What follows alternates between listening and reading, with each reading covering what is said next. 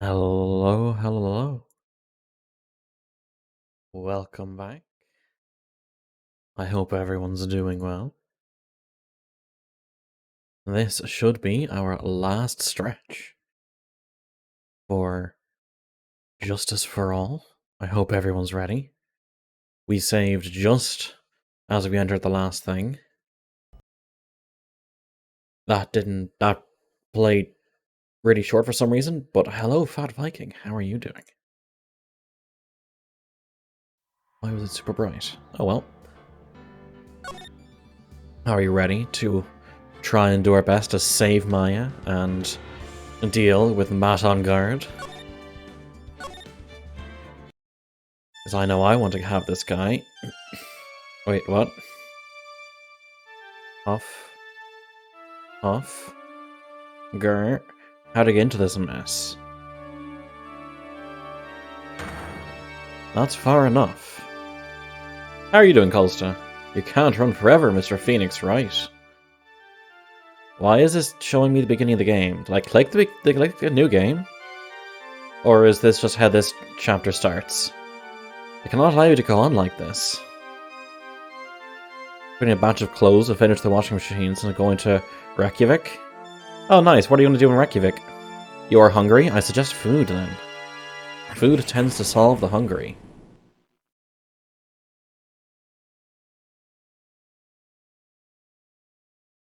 Oh yeah, it's fine. I've had this dream before, someplace, some time ago. As if this day was written into my destiny. Today I'll stand in court as a lawyer. To prove a killer innocent.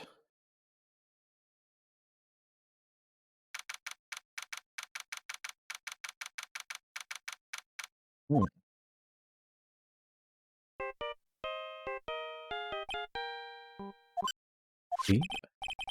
Hello, this is Phoenix, right?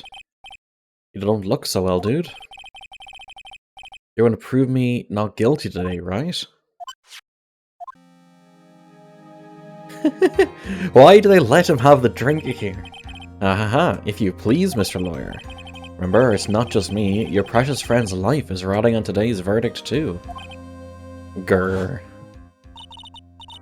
Now listen up, you better get on guard a guilty sentence, okay?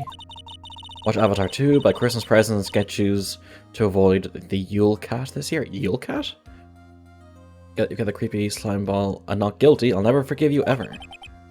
Maya. Phoenix? Phoenix. Mia? Maya, how's Maya? I don't know. You don't know? She hasn't tried to channel me since yesterday. Mia, what? What am I supposed to do? Well, like I said, for a lawyer, the worst of times is when you have to force your biggest smiles. But you can't give up, there's still some hope left. Stop it, please. There's nothing left, not here, not anywhere.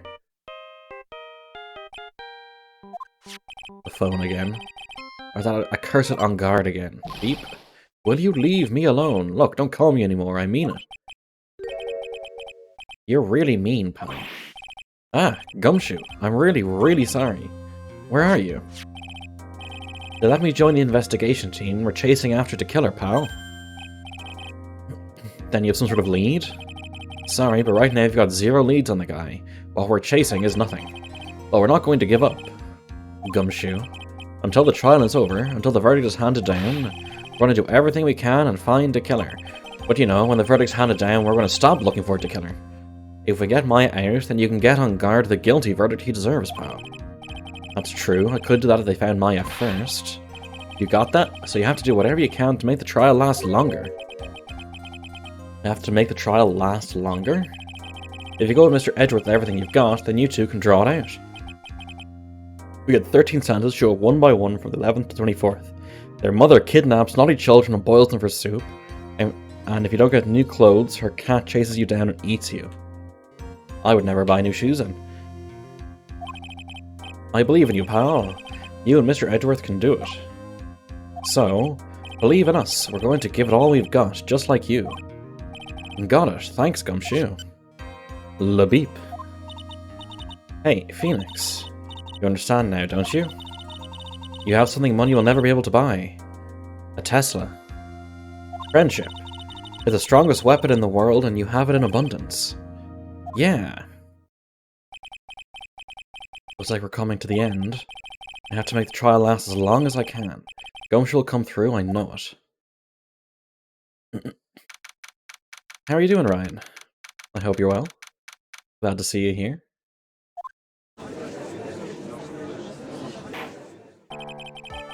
Court is now in session for the trial of Matt on guard. So fucking sick of this month. Is just very busy with work or very busy with home stuff? The defense is ready, Your Honor. The prosecution has been ready for a while, Your Honor. Now, as I recall, we concluded yesterday's session with a big mystery on our hands. Life and worth will get in the way? Fair. Oh yeah, by the way, Marauders had that wipe. For the first while I had some really bad games, but I had some really good few games just before starting the stream today. Tried fighting the Red Baron. He is a dick. I can't get him. The mystery being, what exactly was Miss Agent Andrews' role in this murder? That is to say, is she really connected to the crime itself? Mr. Edgeworth, if you would please inform the court of today's proceedings. Not even the craziest thing about a slide at Christmas, the Santas all got weird quirks. One of them will steal all your sausages, so he spends all his time slamming open doors. I think I heard about that somewhere. But I'm going to get back into Hunt with the new update, super hyped about the Crag. I heard the Crag was OP. Also, I'll be perfectly happy to play Hunt with you sometime. Adrian Andrews. She forged evidence that threw suspicion onto Mr. On Guard. And then proceeded to escape the crime scene by wearing a nickel samurai costume. The guilt of these actions are those from which she cannot escape. And you're saying that she is guilty after all? I'm not finished, Your Honor. It only does 100% damage on LP. What I heard is that it fires really fast. That it just sends rounds downrange way faster than I think people were expecting. Miss Andrews has nothing to do with committing the actual murder. I would like to direct the court's attention to this card. What is that? It looks like a shell. This is the calling card of a certain assassin. Oh, sorry. I mispronounced that. Assassino. Assassino, you say? Yes. Juan Corrida was killed by a professional assassino. And the person who hired the assassino, his client, so to speak, is Matt on Guard. Well, what a surprising turn of events. I would think it's become commonplace by now, Your Honor. I know what's going on this time, so I know that everything Edgeworth has said is true. We still have to hold out as long as we can, at least until Maya is safe and sound. I wonder how the trial will turn out today. Now then, please call your first witness, Mr. Edgeworth. The prosecution calls the defendant's mentor, Mr. Will Powers, to the stand.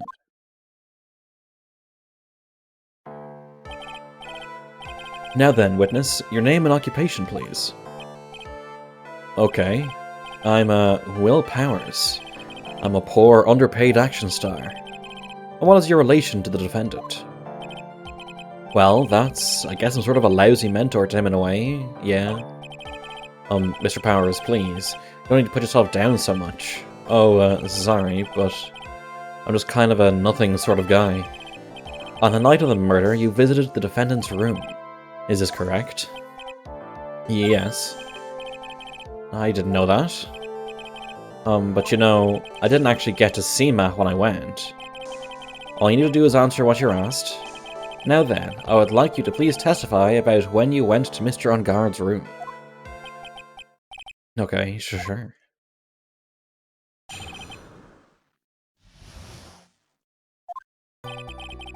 After the award ceremony, I went by myself to Matt's room. Matt was standing there in front of his room, still in this nickel samurai costume. He was talking with someone. At first, I thought it was the bellboy. I watched the two of them for a while, but then I gave up and went back. I had guests with me that night, and I couldn't make them wait for me. Nothing sounds out of place in Mr. Powers' testimony. And talking with the bellboy is no big deal. If one assumes that the person Mr. On Guard was speaking with was an ordinary bellboy, what are you implying? Well, Mr. Wright, let's have your cross-examination, shall we? Looks like we're in for another sticky situation. Huh? A trap. Can't you smell it, Phoenix? Well, for us to find out more, we're just gonna have to charge in head first, right? Oh, time to press on everything.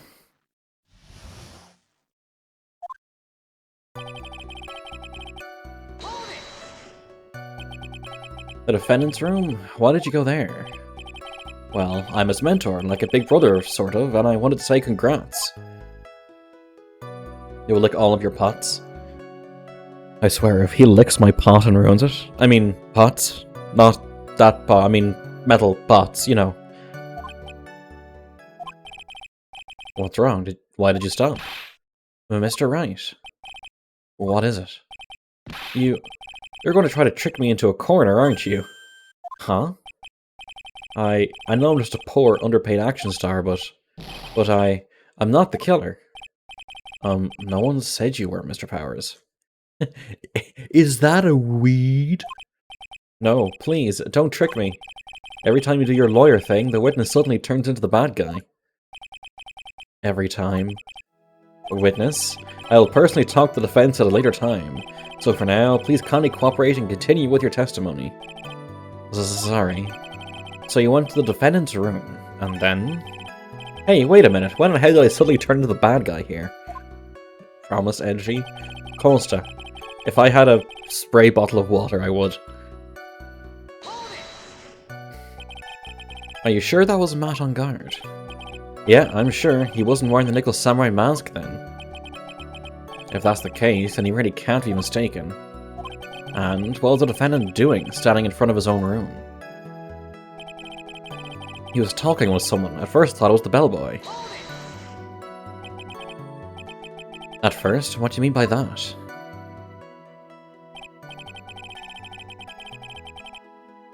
Well, he was in a bellboyish uniform and he had a bottle of juice on a tray. Sounds like an ordinary bellboy to me. Yeah, but I didn't think he was a normal bellboy. And why was that? Why did I think that, Mr. Wright? How am I supposed to know? Sorry, but I can't remember right now. Sorry. Guess I'm gonna have to wait patiently on this one.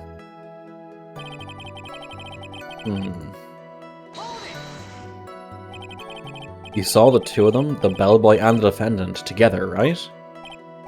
Yeah, the bellboy just wanted to say congrats. Now, while you were watching the two of them, did you notice anything strange? You know, I did feel something weird. I think it was because Matt, well, he gave the bellboy a tip. A tip? But that's a perfectly normal thing to do. So how long did you watch the two of them? Not more than a minute or two, I think. That's still a long time to watch them. So who are these guests you're talking about? You guys, of course. You and Maya and Little Pearl. I thought it'd be really rude, since I invited you guys, if I disappeared on you. So I went back to my seat pretty soon after seeing Matt in the hallway. Like squeezing water from a stone, it's probably pointless to press further. Do you remember this incident? Did Mr. Powers leave his seat that night? I don't remember that happening at all. Maya was making such a racket in her hyper state, I ended up focusing on her. I see. In any case, from his story, he probably wasn't gone for very long. Okay, so there is a contradiction here, but I can't remember what. I'm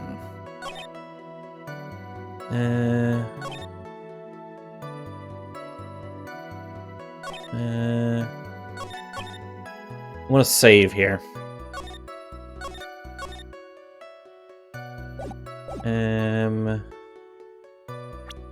Thought it was the bellboy.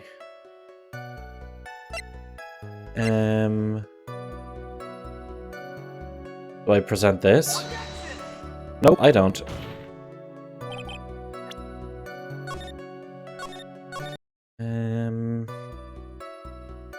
What is...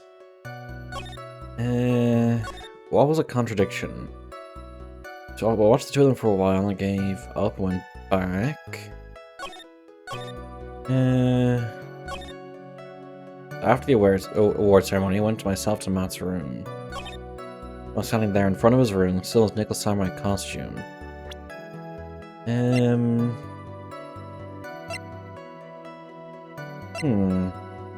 What is wrong here?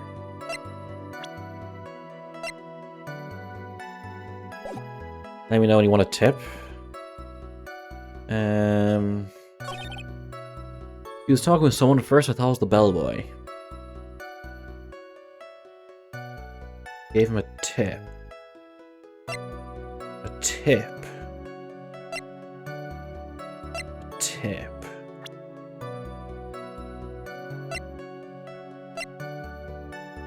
Can your shoulders to your candles and eat them? I mean, a Santa's gotta eat. I was doing it for a while, and I gave it one back.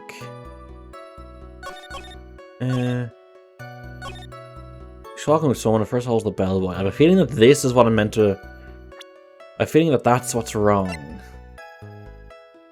I have a feeling that's what's wrong.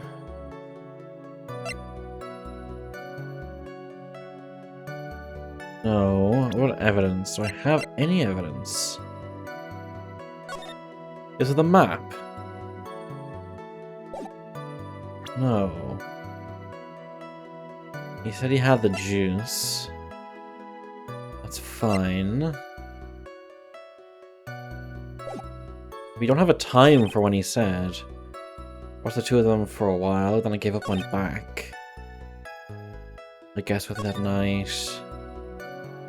Only there for a minute or two. Only there for a minute or two.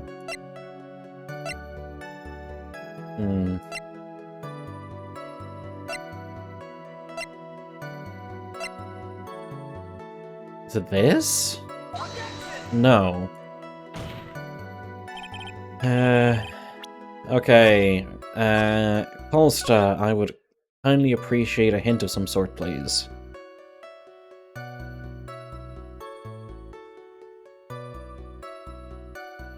I have a feeling it's this. And I'm feeling I'm just not connecting something in my head.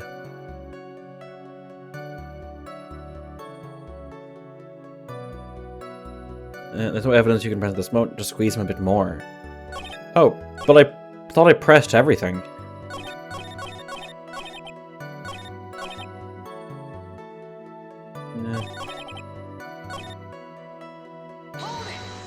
Okay. Yeah, science game requires you to press one safe one first, then double back. Okay, interesting. It'll be the first time they needed me to double back on the same thing.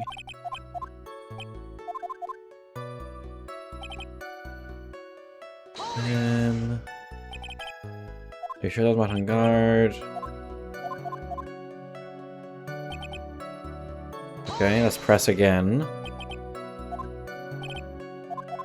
Why was that? Okay.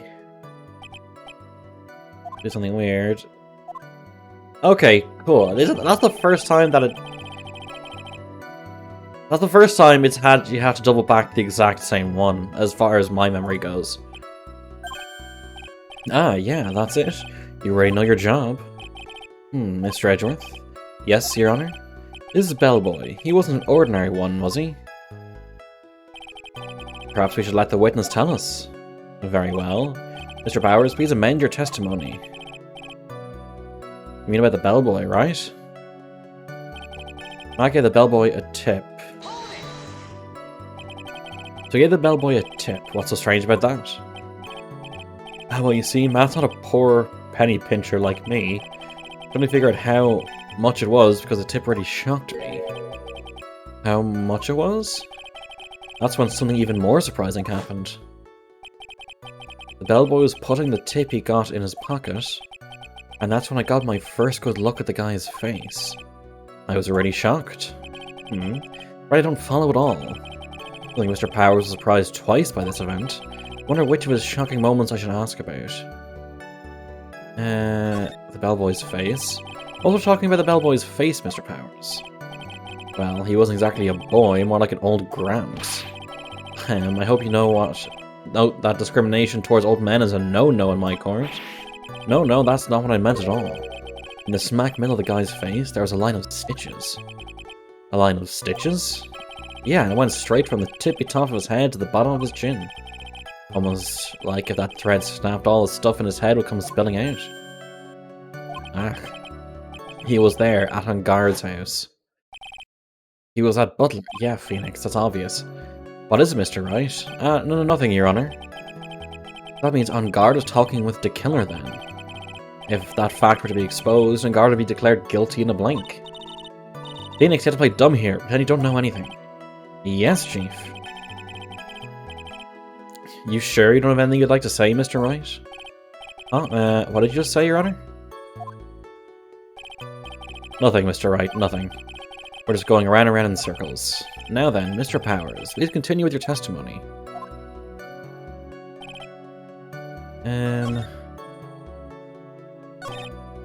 Okay. Or, wait, I think I meant to go back and choose the other one.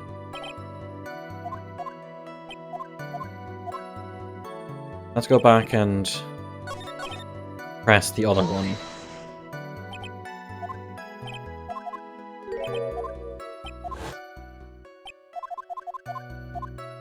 On guard's tip. Let's see how much it was. The defendant is a huge star. He can afford to give generous tips, wouldn't you agree?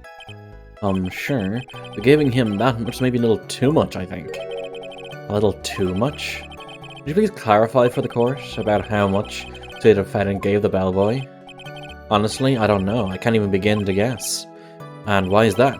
Because he gave the bellboy a really, really fat roll of cash. A roll of cash?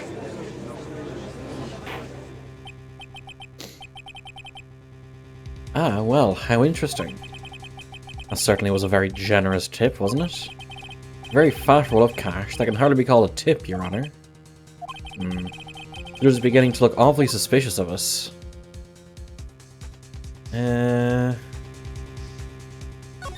Raise an objection. The defendant is a superstar. That kind of tip is typical fare for people like him. Are you saying that all superstars are super spenders?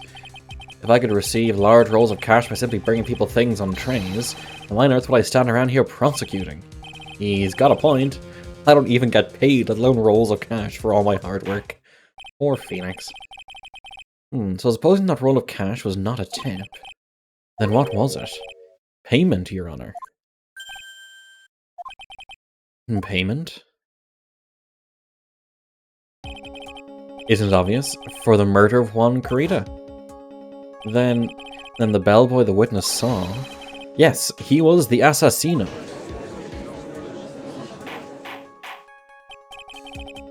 Hold your horses now. Mr. Edgeworth, you don't have any proof of this, do you?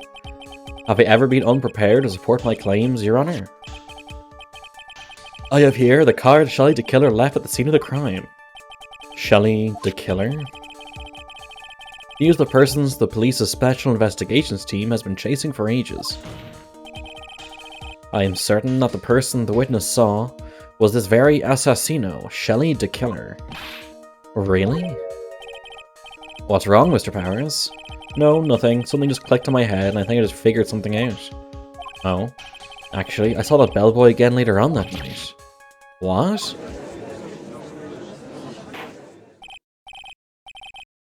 Mr. Powers, please testify. Tell us what you saw.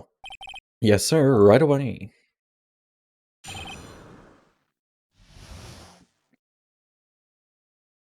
The second time.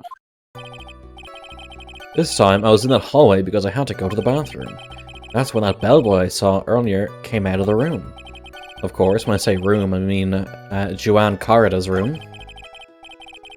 Now that I think about it, that bellboy did kind of seem out of place. Yeah, so he had to be the assassino, I'm sure of it. I mean... Thank you very much, that is all we need for now. Huh? But I'm not done, there's still more. Let us first establish that the bellboy was truly Mr. the Killer, then we shall see. So the bellboy came out of the victim's room. That bellboy really was the assassino, then I think the answer is fairly obvious. That would be correct, Your Honor. Well, Mr. Wright, I believe it's your turn to entertain and make us laugh. Ha ha ha ha. This is no laughing matter. The second time.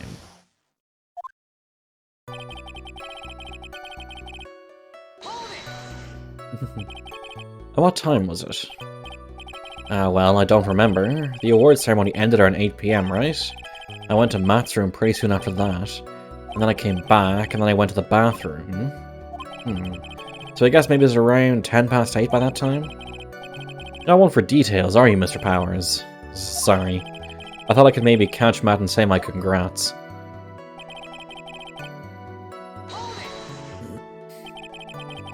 Are you sure it was the same bellboy? Yep. And how could you tell? All the bellboys wear the same uniform after all. But, you see, well, he had those stitches in his face. Urgh. So I'm sure it was the same guy that was talking with Matt. Which room did the bellboy come out of? Of course, when I say room, I mean Joanne Carda's room. The victim's room, huh? Yeah, the one with all the really pretty flowers and teddy bears. It was Juan's room, alright. Words cannot describe how screwed I am. Let's continue with the testimony, shall we? Now that I think about it, that bellboy... Whoops. These seem out of place. So what exactly was so out of place about him? Right. Why the insipid grin? Maybe because I have no idea what damaging thing he's going to say next. Well, the bellboy was empty-handed. Empty-handed? That bellboy is one of those room service people, right? But he wasn't pushing a cart, and he wasn't holding a tray either. You'd call that a little strange too, wouldn't you? I agree that it is a bit strange, Mr. Powers. But is it really that unusual for a bellboy to be empty-handed? What should I do? Should Mr. Powers' testimony slide, or try to pull a fast one? Fuck it, we're trying to waste time until Maya. There's nothing strange or unusual about an empty-handed bellboy. But there really, really is. There really, really isn't. If you two are done being school children, bellboys are for room service. There's no reason for them to be empty-handed ever. Your Honor, I ask that the witness's previous statement be supplanted with this new one. Edgeworth, are you going to do whatever you can to make the bellboy look suspicious? I see. Very well, this court recognizes and grants the prosecution's request. Mr. Powers, if you could amend your testimony, please. Yes, sir. That was kind of strange. Bellboy come out of a guest room empty-handed. So you're saying that it's suspicious for him to be empty-handed? Yeah, really suspicious. I mean, when I first saw that bellboy, he was holding a tray in his hand. And there was a bottle of juice and a wine glass on it. Juice? What kind of juice was it? I'm pretty sure it was tomato juice. We'll come up with some sort of reason as to why he'll come out empty-handed. Sort of proof, and I think we can dodge the bullet on this one for now. Proof, huh? The job for the court record. I'm gonna keep pressing... I'm gonna press this one and go back to that. Then you have to show that the juice was in the room, so we left it there. Please don't be so quick to judge. But it's kind of a Powers family thing. Think of every person as a thief. What, really? Well, I guess a thief and an assassino are both sneaky and silent. That's not the point, Phoenix. In any case, if that bellboy was the assassino, it would be very bad for us. But he really is the assassino, you know. Yes, but you can't give in yet. If you want to prolong this trial for as long as possible, you have to pull some cheap tricks on this one.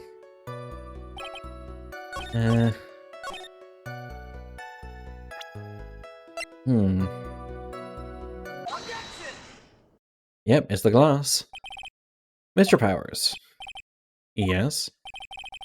You're easily influenced by other people's words, aren't you? As soon as you heard that the bellboy might have been the killer, you got caught up in believing it must be true. But, isn't he really suspicious? He's got all those stitches, and... So, A baseball has stitches? I think that all baseballs are suspicious because they have stitches? Oh god, this is horrific argumentative technique. Gulp. Well, there's also, I mean, what about him being empty-handed? I would like to ask the court, please take a look here. This is the crime scene. There is a wine glass sitting next to Mr. Kurita's body. The liquid inside this glass is tomato juice. And now, if you would look at what is on top of the table, in the lower right corner here, I was wondering when that was going to show up. Anyone can clearly say that it is a tray with a bottle of tomato juice on it. The bellboy had just brought this from Mr. Kurita's room. He left the tray in the room, which is why he was empty-handed when he left. Ah, but that would mean that the bellboy had seen and left a dead body in the room. Ah, but can he prove that Mr. Kurita was already dead at that time? Mr. Edgeworth? Yes? I blame you for leading me down this route. I'm terribly sorry. What is with him? Why is he laughing? Witness, isn't there one more thing you would like to share with us? Is there? The bellboy is empty-handed, or should I say, empty-handed? I recall you had something interesting to say about his hands. Oh yeah, I almost forgot. Huh? What? That bellboy, he was wearing gloves. Gloves? I mean, okay, to be fair, I think pretty much a lot of bellboys wear it. Yeah, pitch black leather ones. Okay, there you go. All the other bellboys don't wear gloves like that, right? Black leather gloves. Why didn't you mention them earlier? Sorry, it slipped my mind. Alright, boy does this make the bellboy look really suspicious. Alright, got to focus. I can't get lax here. So what if he had gloves? A lot of bellboys wear gloves. Come on, Mr. Wright, that bellboy's wearing black leather ones. So, a football is made of leather. I guess that all footballs are suspicious because they're made of leather. That is the worst.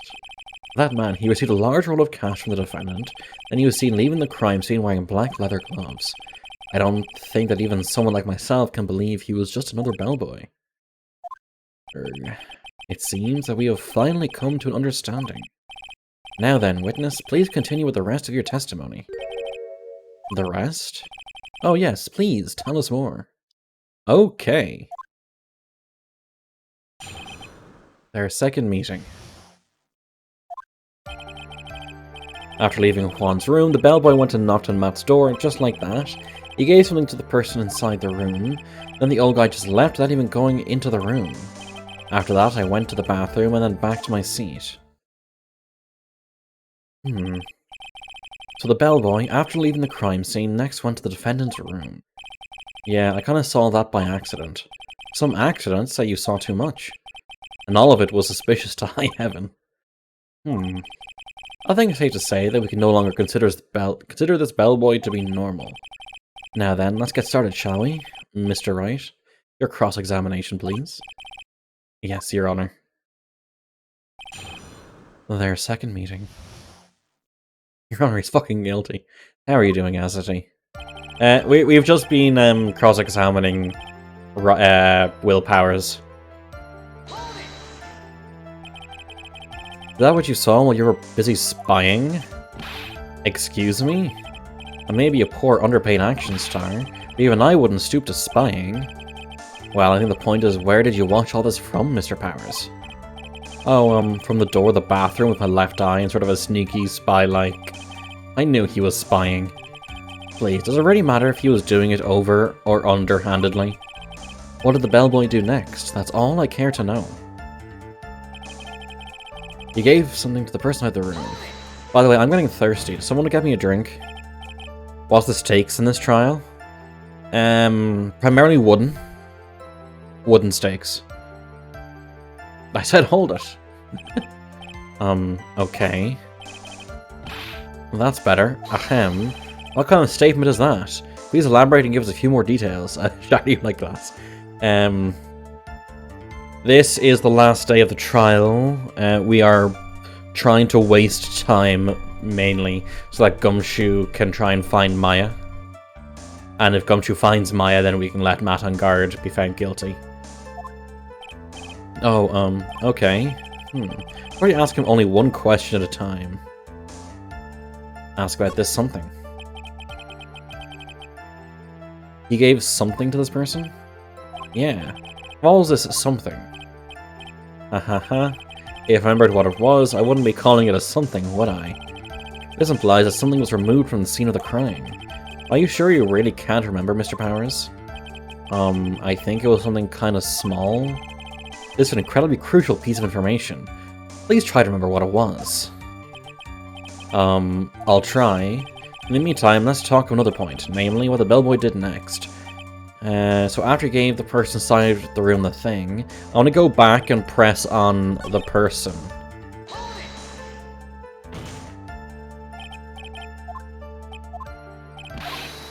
I'm actually getting thirsty, but I feel like it's rude to leave in the middle here, so not too long after starting get a drink. Ask about the person inside. So who took this something? The bellboy handed it off. Actually, I don't know. What do you mean? You're making me do the hydrate. Gosh darn it. Right, I'll be back in a second.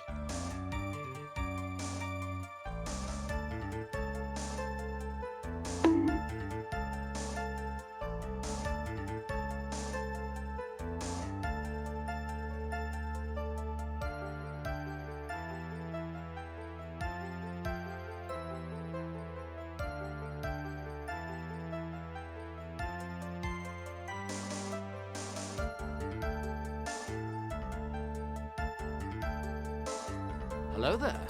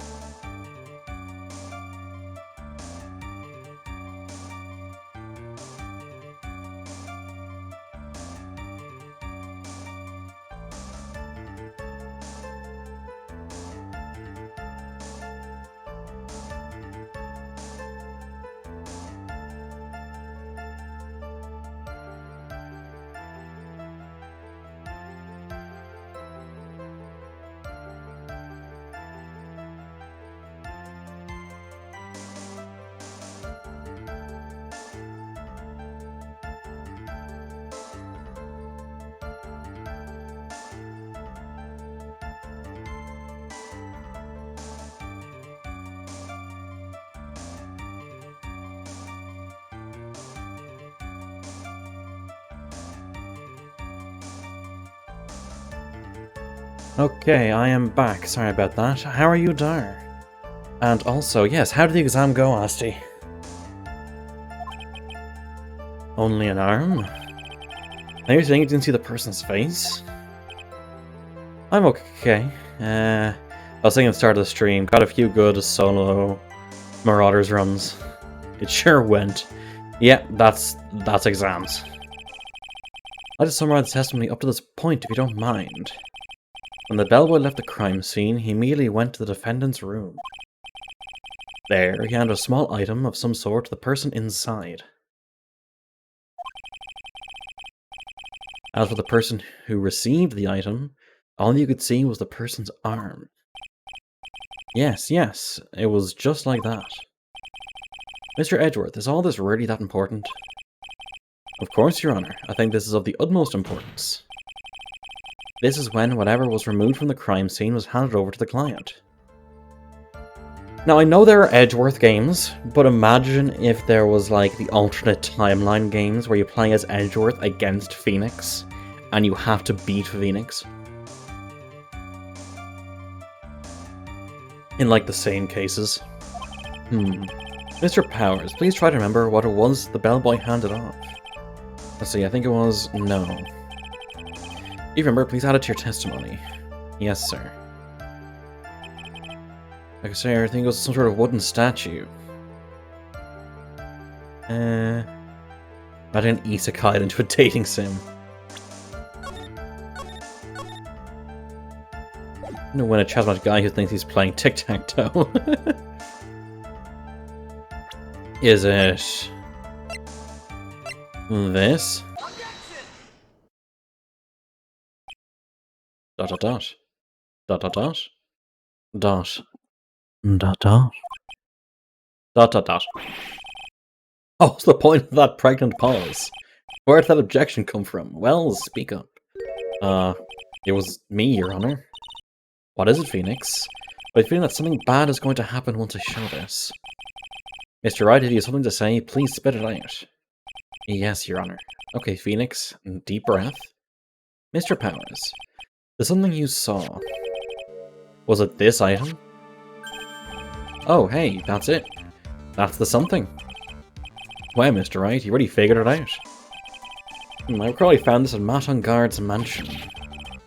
At the defendant's house? What does this mean? It's simple, Your Honor. Shelley the Killer assassinated Juan Carita in his room. And then he stole his wooden bear from the scene of the crime. Then, the bear being found in Mr. Guard's mansion would mean...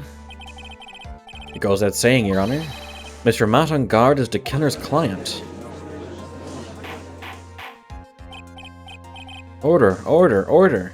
I said order. I will have a Big Mac, a box of 20 chicken nuggets, and fries.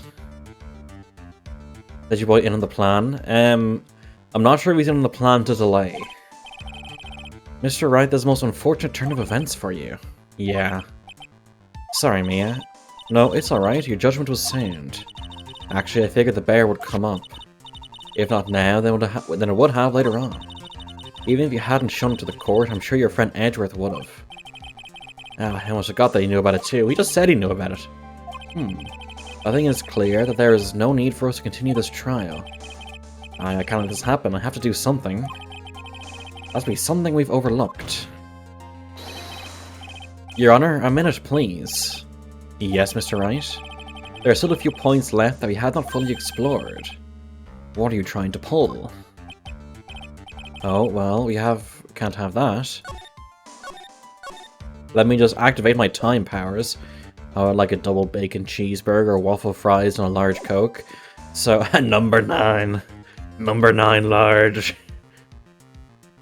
So my usual McDonald's order, when I order in, not when I go there.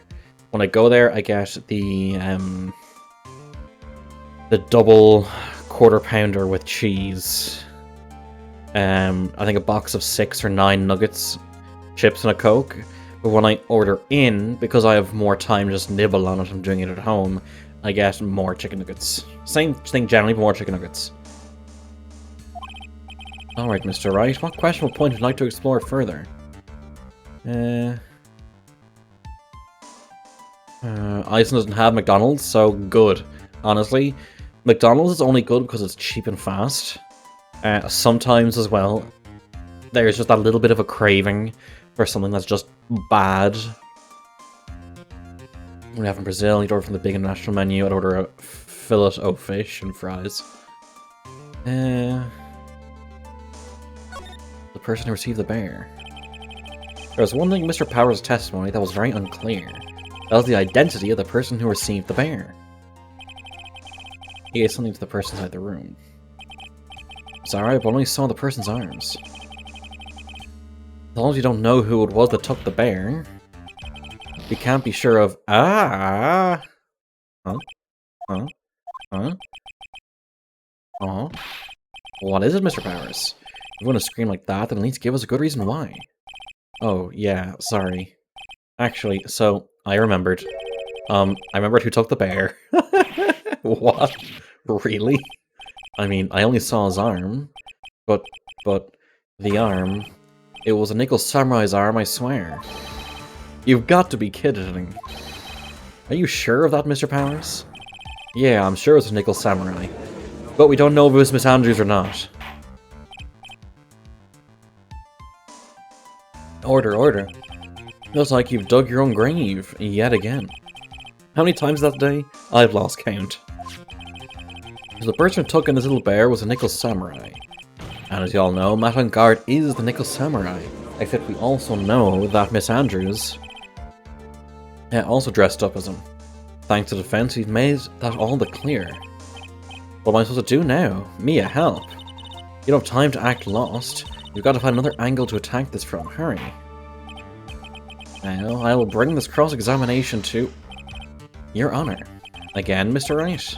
You've already removed any and all questionable areas of this testimony. It's about time you were removed from this court, Mr. Wright. You don't say that. Get fucked, Edgeworth. I have to find something. Even one more little point will do. There are still questions left unanswered. My last one on icing got shut in 2008 has been the last one since like 2003. Yeah. Oh, well, we can't have that.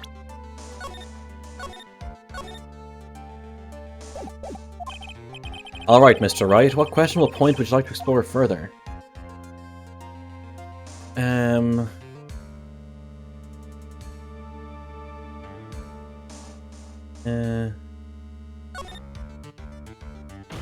Hello there. Hello there, Toxie. How are you doing? It's very obvious that the bear itself is very questionable. The bear, Mr. Wright? This was found at Mr. Enguard's mansion. However, Mr. Enguard was arrested at the hotel that night. Yet since the murder occurred, he has not had a chance to go home. Oh. I think Your Honor has already figured out what I'm trying to say.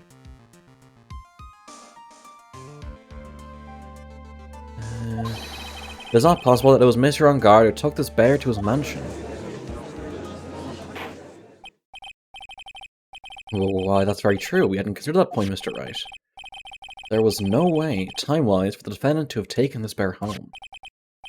Phew, disaster averted. Oh, okay. You haven't gotten the best of me yet, Mr. Wright. I'm Attorney Wright to you, fucking Edgeworth.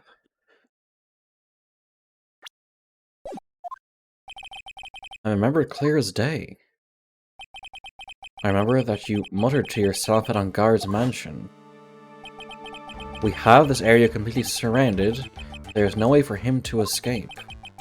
I can't believe it. That butler, all this time, he was the killer. This is all fucking hearsay. The killer and Enguard were working together, so to speak. And the killer was hiding at Enguard mansion as its butler. What a bold move. The bear figurine was brought back to Enguard mansion by the killer himself. When it looked like he was about to be arrested, Enguard had him do so.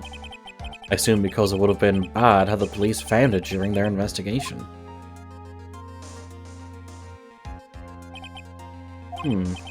Well, Mr. Wright, you've been quiet for a while now.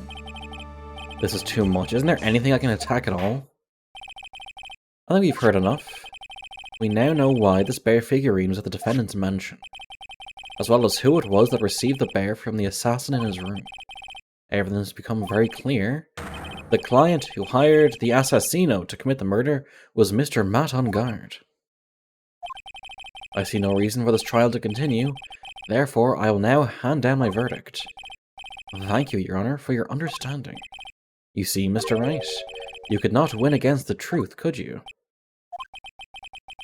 I knew it would turn out this way. After all, what Edgeworth has stated is the truth. Any last objections, Mr. Wright?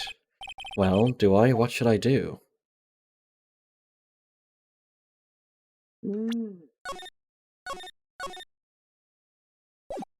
I could raise an objection. No. There's only one way for me to drag this trial out. The only thing I've left is this one dirty trick. Your Honor, right now we have these two reasons to believe my client is the assassino's client. Reason number one, he accepted the bear figurine from the assassin. Reason number two, that very same figurine was found at Enguard mansion. However, it's possible this is all the work of a certain other person. What are you saying?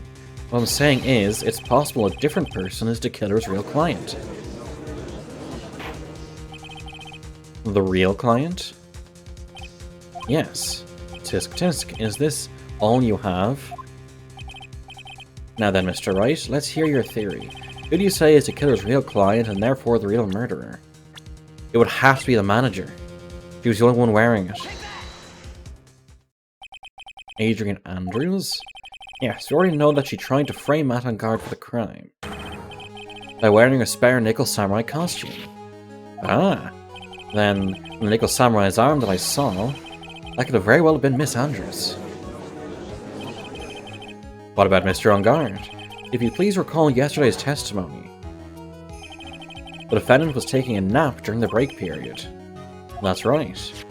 Then, finding this figure at Mr. On Guard's mansion, it was a well-laid trap set by Miss Andrews. Mr. Edgeworth, what is your opinion on this? I can't even begin to count the flaws in the defense's logic, besides which there is no evidence to support it. However, I can't fully discount its possibility either.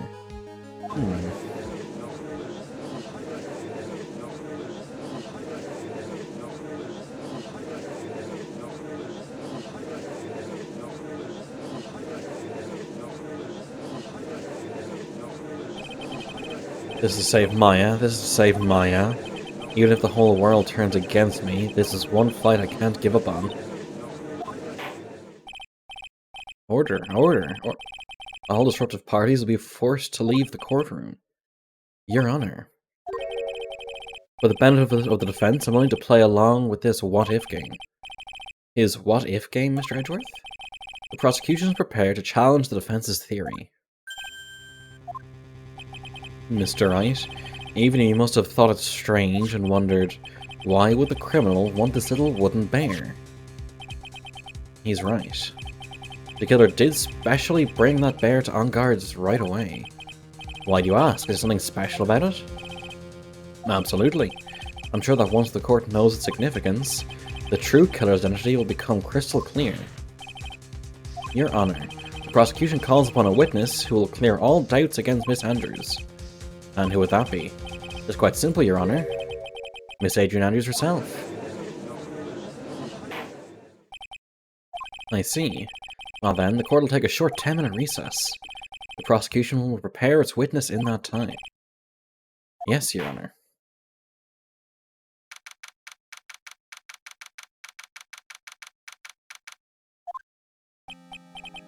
Ha ha ha.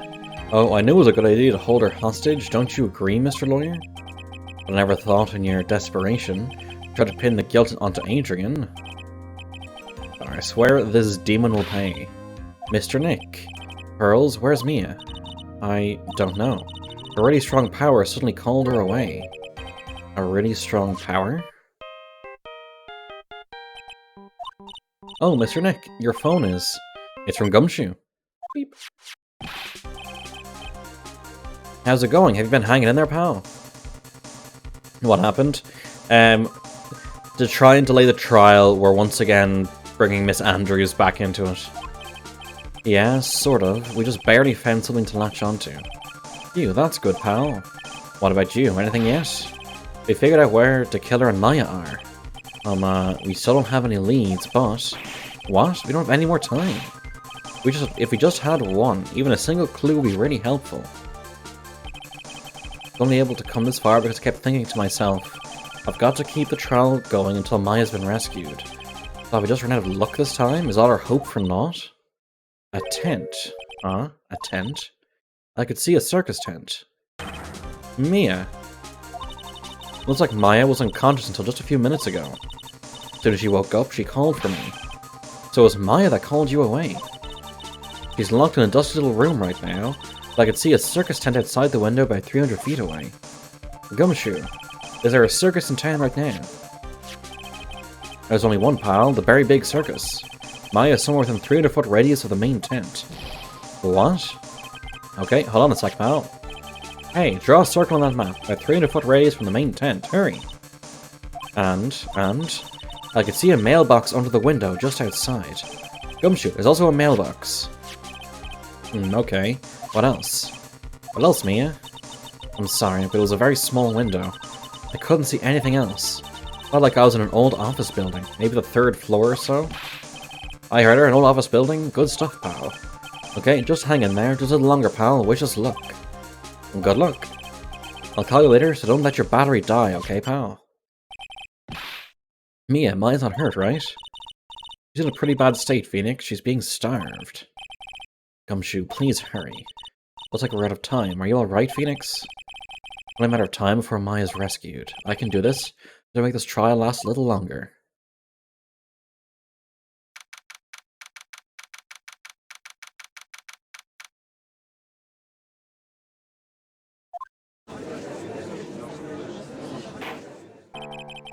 Court will now reconvene. The killer, the man who murdered the victim, handed this to his client. From this, one obvious question arises. Why this particular item? I believe the answer to that question will provide us with the name of the real culprit. Now then, the prosecution calls the defendant's manager, Adrian Andrews, to the stand. Haven't we bullied her enough? Currently, the witness is accused of tampering and obstruction of justice. However, you've been called to the witness stand today to ascertain who exactly is guilty of murder. I understand. Very good. Now, have you ever seen this bear before, Miss Andrews? Of course I have. You've seen it before? That's right, it's only natural that the witness has. Miss Andrews, could you please enlighten the court to this bear's secrets? Alright. Why does she... The bear figurine. Actually, this is an elaborate puzzle. If you know the correct order, it can be taken apart one piece at a time. At its center is a small cavity, with just enough room to store a small item. Because of its complexity, if you don't know the order, you can't open the bear. You really can't tell that it's a small jewellery box just by looking at it. This figurine is a container of sorts, is it? Yes, looks can be deceiving, wouldn't you agree? Yes, this is superb craftsmanship. Oh yes, I nearly forgot. You may begin your cross-examination, Mr. Wright. To be fair, I would really like a puzzle bear that you could, like, hide something in. That just sounds like a bit of fun. The bear figurine. A puzzle? That's right. It looks like an ordinary figurine. True enough. People who don't know, I'm sure they would never guess that this was a puzzle. So what kind of puzzle is this exactly? If you know the correct order, it can be taken apart one piece at a time. Okay. So you can take it apart? How would one go about doing that? Well, you first turn its tail to the right and push it in. Oh yes, I see. After that, the arms and legs are free to move and can be removed. Oh, this is most interesting. A boy and his new toy, it's like he's 5 all over again.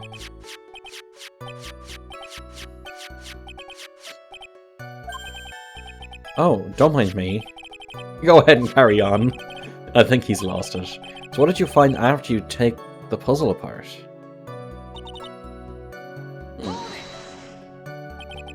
And how do you know about this?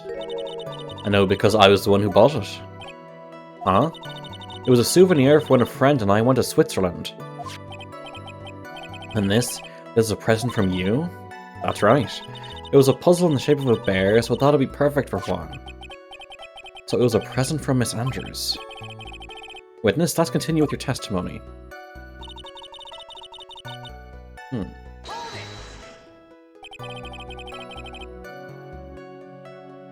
So who exactly knew how to solve this puzzle? Only the two of us, Juan and myself.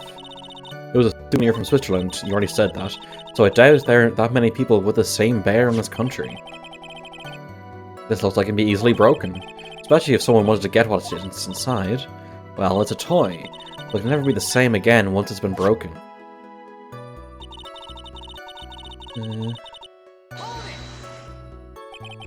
Who else knows that this bear is actually a small container or jewellery box?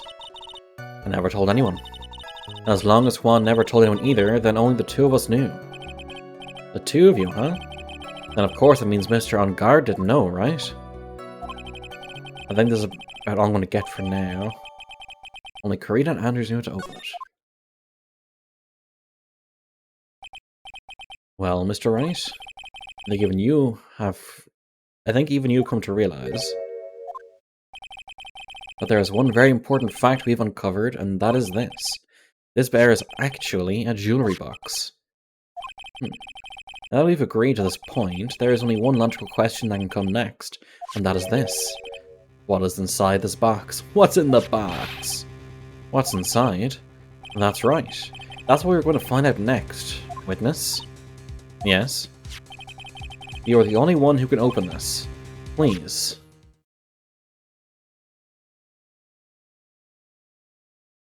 There's a painful silence hanging over the courtroom. All eyes are on Miss Andrews now as she solves the puzzle and takes the bear apart. I've opened it. Is this what you wanted? What is that? Looks like a note. I don't think we need to guess at what that is, do we, Mr. Wright? It's the note. The note? The note left by Juan Carita's former manager, Celeste Impax. Till now, no one knew of its whereabouts, but just as we suspected, it was hidden. Hidden by the victim, Juan Carita himself. It seems Celeste Impax had very beautiful handwriting, and just beautifully signed her own name on this document. This is most definitely the note she left right before she died. Order! Witness, did you know about this? Yes, I did. I heard all about it from Juan. When I discovered his body, I looked for the bear. I wanted to destroy the note before it became public. But I couldn't find it anywhere. It has already been taken by the killer. Everything is going in Mr. Edwards' pace. Now that the note has been found, what's the next logical question? What is written on the note? That's right, at least that's what I would think. Now then, I believe it is only appropriate the contents of this note be made known. I can't stop you, can I? I went through so much just to get my hands on it, and I was going to burn it, for her sake.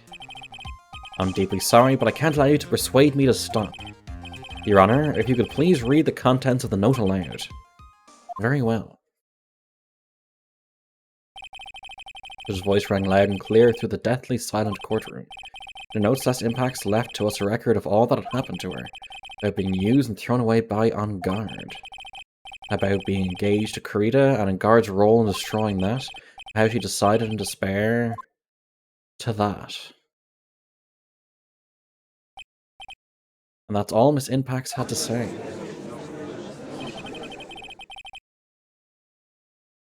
There was one thing I would like to say here. Prosecution has no interest in slandering Mr. On Guard. Then, what? Our intention, Your Honor, is to establish a motive for murder. Isn't that correct, witness? Yes. On the night of the murder, Juan was going to make the contents of the note public. After the post-ceremony show, he was going to hold a press conference. My word. That On Guard values, above all else, his refreshing like a spring breeze image. Which is why he had to stop this note from being made public. At any cost. Celeste's note added to the court record. It's On Guard's fault the woman died. This time he even went as far to kill someone to stop him from revealing that. How terrible, what a selfish person. I guess there are slimeball lawyers out there who will defend these creeps too. Well, I mean, everyone has a right to a defense. There's no room for doubt here. Mr. the Killer's client's goal was to obtain this note. The only person who needed this note that badly is the defendant. Let's not forget that the bear with the note inside was found at the defendant's house. It seems that we have come to the truth at last. The defendant's motives were entirely selfish. He deserves no sympathy from anyone. How am I supposed to escape from this one? Why the hesitation, Phoenix? Gumshoe hasn't called yet, so you know what you must do. I know I have to carry on and buy him some more time. Okay, there are two deadly pieces of evidence, the figurine and the note. Maybe somehow I can find a way out of the situation through one of those. The gavel's already in Dutch's hand. Phoenix, hurry.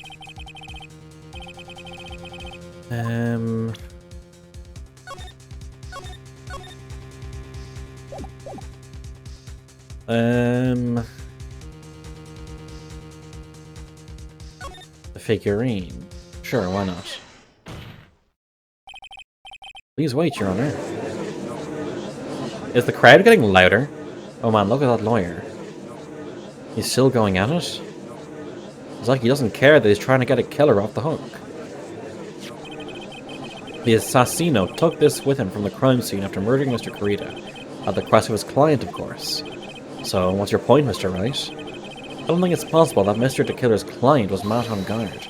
In fact, I think there's a contradiction here. You can't tell just by looking at it that this bear is really a jewellery box. The chances that Matt on guard thought the note was inside the bear are 0 to none. Oh, I didn't think of it that way. Exactly.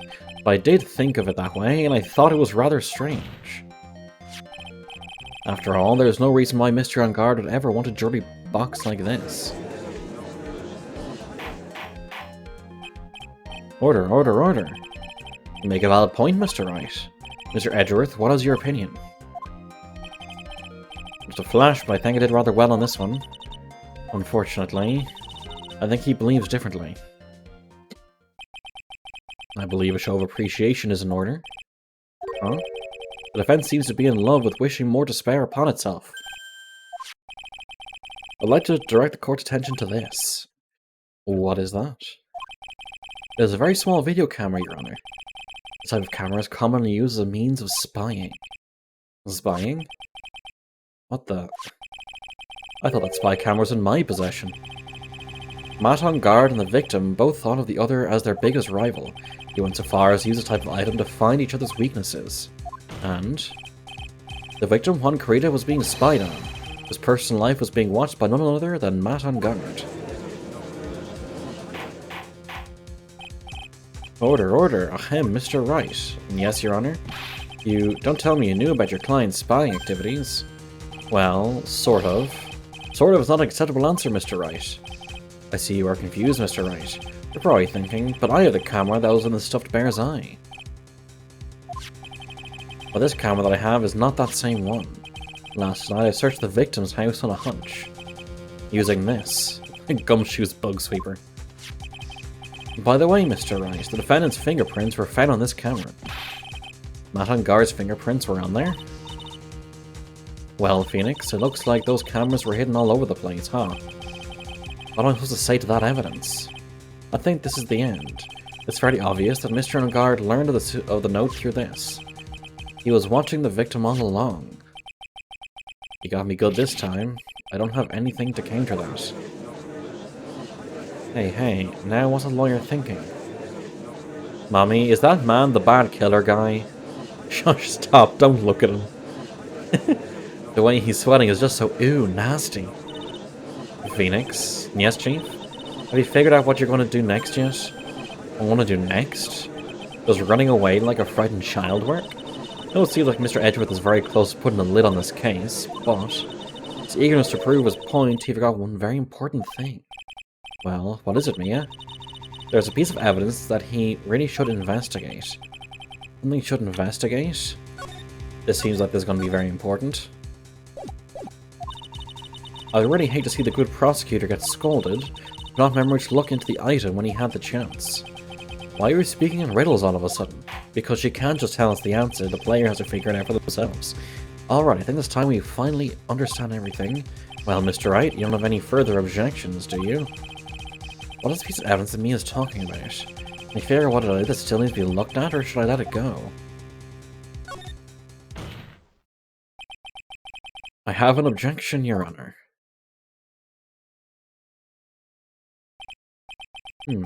That was about the weakest objection I've ever heard, Mr. Wright. Objection! Your Honor, the defense has no intention of letting this go so easily. Beginning to sound desperate. Oh, I see chat now. Did chat die? I see the test from Colsta.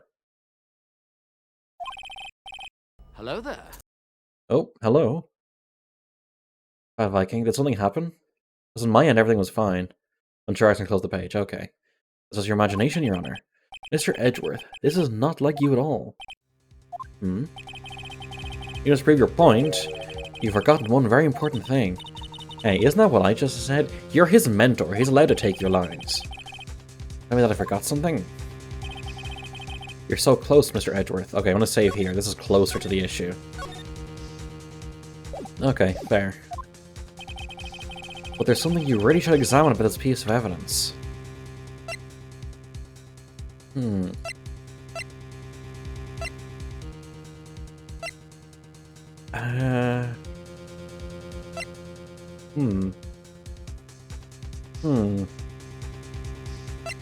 So that's the photo.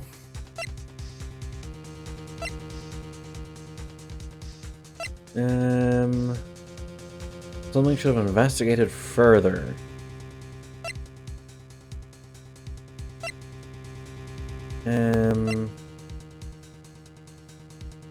Something you should have investigated further. This piece of evidence. What piece of evidence? Hollow inside will create an Andrews knew how to open it. With Love Celeste is written on it.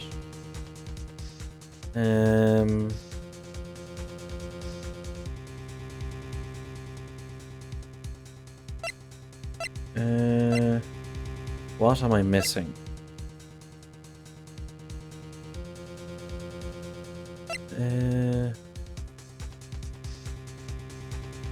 Is it that?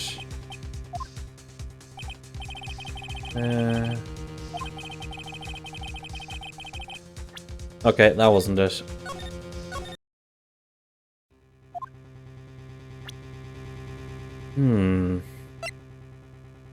What needs to be examined further?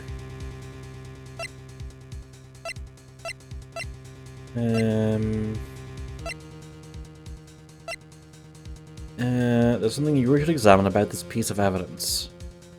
Handwriting comparison between the note and with love written on it.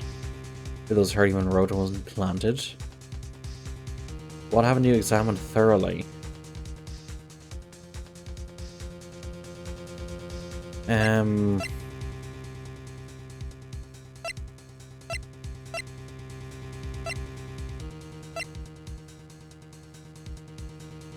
I'll try this. No, that's not it. Your idea is sound, Dar. I just don't know how to translate it into the... don't know how to translate it into the game. What haven't you examined thoroughly?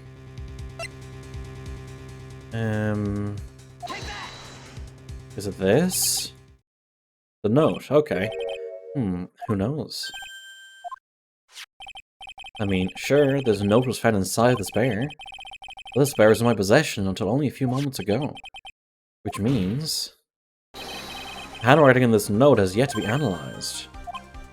So, as to whether this pivotal piece of evidence was really written by Miss Impax or not, that is yet to be even remotely confirmed. Mr. Wright, you can't seriously be suggesting... Mr. Wright, are you saying this note is a fake? Miss Andrews, you were the one who tried to pin this murder on Mr. On Guard.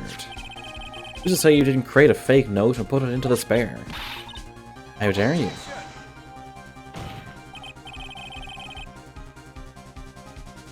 Your Honor, the defense is indiscriminately accusing the witness again. There is no evidence linking the witness to the note whatsoever. But if this is a fake, then the witness is the only person who could have made it. What? Recall the witness's testimony concerning this figurine. The only person other than the victim who could solve the puzzle is the witness himself. Miss Andrews, you wrote this note, didn't you? You wrote it so you could use it to frame Matt on guard. I did no such thing. Right, if you're going to pronounce this note a fake, then show this court some evidence to support your theory. Mr. Edgeworth, you were the one who presented this scrap of paper as evidence. That means the burden of proof lies with you, the prosecution. Literally just did an Uno reverse card on Edgeworth. Mr. Edgeworth, can you confirm the handwriting on this note? It, as the defense stated, the handwriting has yet to be analysed. If that's the case, it seems that yet again we've reached a point where a verdict is impossible. That's impossible. This isn't good, Phoenix. We're just going to carry this trial over one more day. I don't think Maya will physically be able to make it another day. Why is the courtroom sound different? They want to do this, but I don't have a choice. Request that both the prosecution and defense further investigate. Handwriting analysis my butt. That's just a lawyer trying to buy more time. On guard is guilty. Look, anybody can tell you that. I think we've reached the end of the line. Guilty, guilty, guilty, guilty, guilty, guilty. Okay, they're just gonna keep saying guilty.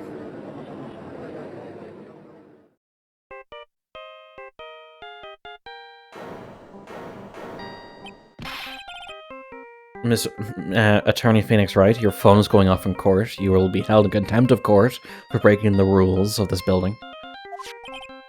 It's Gumshoe. Hello, Gumshoe. Sigh. What is with him? What's that sigh? Where's Maya? What happened to the killer? He got away. What? I'm sorry, pal, I really am. I don't know what to say besides I'm sorry. Or there's some way to make it up to you, I really do. Anyway, what's going on? We found his hideout, pal, but the two of them were already gone. This is terrible. You can actually get the ringtone as like a separate audio file if you buy the album. Don't you worry, just no more time. But don't tell me we don't. We don't have any more. Yeah. Do you hear that? They're calling for his head. Mr. Wright, I can't. For us to come this far and... Oh. What is it? Let me talk to Mr. Edgeworth. I can't do that. Why not? Mr. Wright, would you please get a hold of yourself? Yes, Your Honor. In today's proceedings, you take your phone calls after. Oh no! Anyway... Edgeworth, catch! They literally just did a spinning PNG in the middle of the screen, I love it. Mr. Edgeworth. Please, you have to buy us some more time. Court is in session. Huh. I'm sorry, Your Honor. You were saying? Mr. Wright, this is a court of law. I'm sorry, Your Honor, but... I'm reluctant to do this, however, it appears I have no choice but to suspend proceedings until tomorrow. This time I really can't do anything. Court is now adjourned for the day.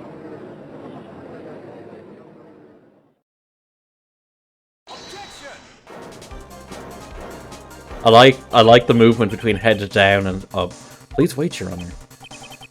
Edgeworth? What is it, Mr. Edgeworth? I humbly request another 30 minutes of Your Honor's time. For what purpose? You can perform the necessary tests on this piece of evidence in that time. Can you already obtain your results in 30 minutes? I believe we can, Your Honor. Wouldn't it be better if we adjourn for today and then reconvene tomorrow?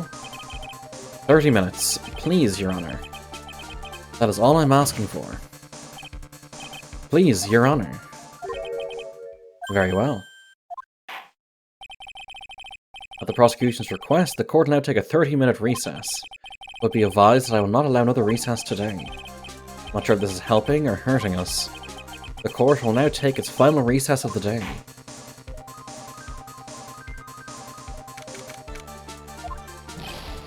Right, well, what's going on with Maya's situation?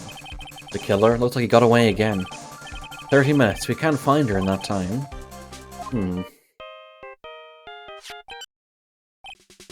Report. Is that Mr. Edgeworth? We don't have time, just spit it out. Right, it looks like we just missed them, sir.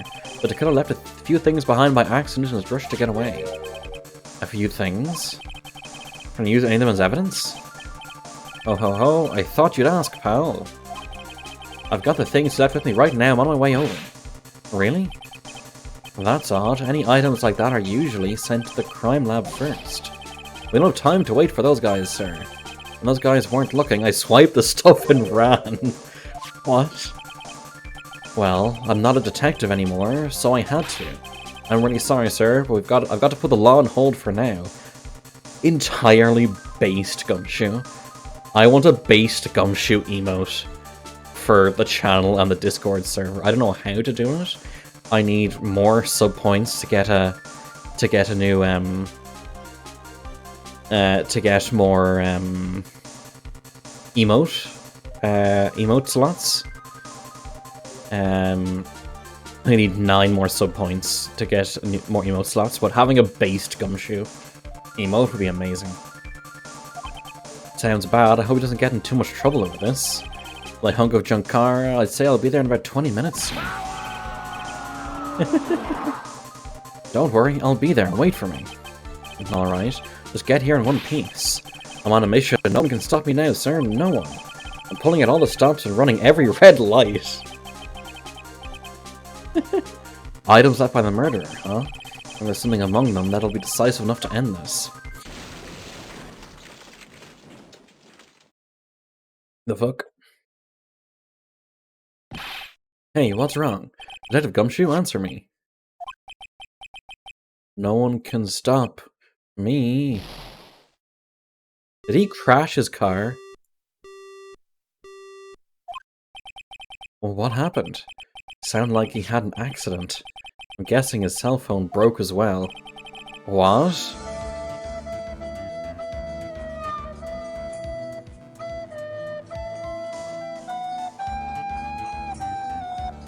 Rip of the Gumshoe.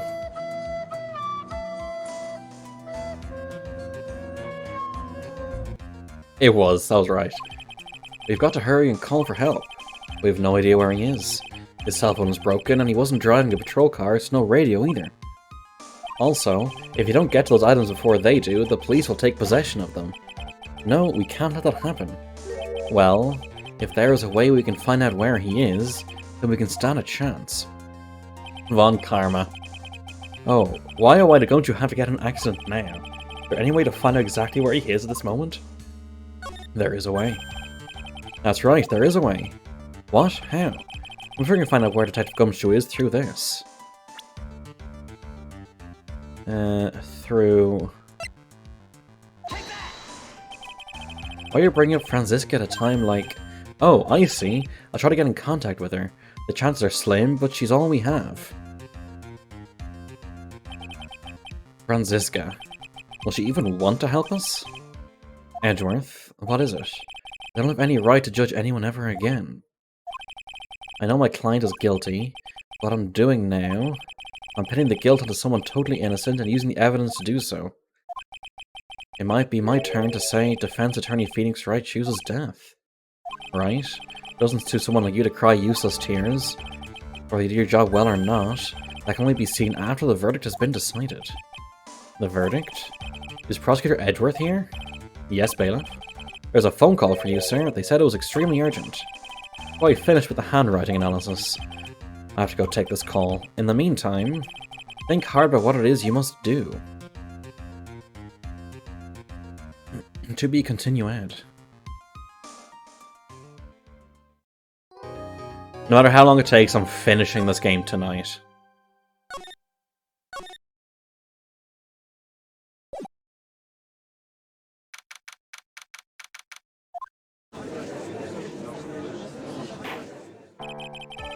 Court will now reconvene. I assume both sides are ready? Yes, Your Honor. Yes. Why is Edgeworth looking like this? I can understand the defense acting like this. However, why do you also seem distraught, Mr. Edgeworth? That is... It's nothing, Your Honor. What's wrong with Edgeworth? Looks like something unexpected just happened to him. Now then, Mr. Edgeworth, if you could please tell the court the results of the handwriting analysis on Miss Inpax's note. Yes, Your Honor. Unfortunately, we've discovered that this note is a forgery. What? What do you mean, Mr. Edgeworth? This note was not written by Miss Inpax herself, it is a fake. I was not expecting that. Order, order, order. Mr. Edgeworth, would you care to explain what is going on? If this is not written by Miss Inpax, then who wrote it? You would need more time to do a more detailed analysis, however. It appears the handwriting matches that of the victim, Mr. Juan Carida. He's working with us. Possibly. Mr. Carida? Well, well, looks like Miss Impax never left a note after all. She never wrote anything about on guard.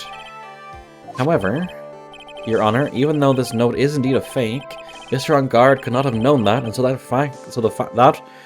that facts remain unchanged. Okay, that's a bit weird.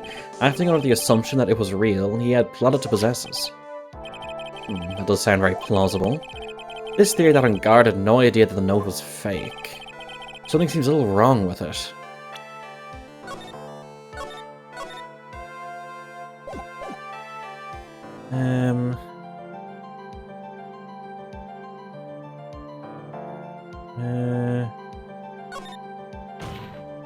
Look at. The defense believes that the theory the prosecution has stated contradicts testimony. And the prosecution's proven its point is true, it's impossible for Mr. On Guard to not have known it was a fake.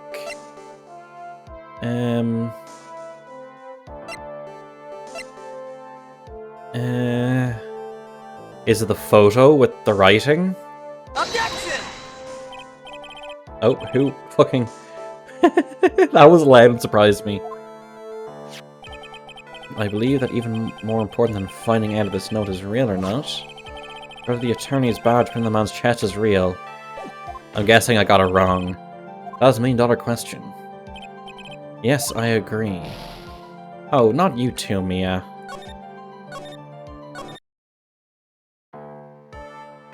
I have 2 objection sound effects. Let me have a quick look at the dashboard.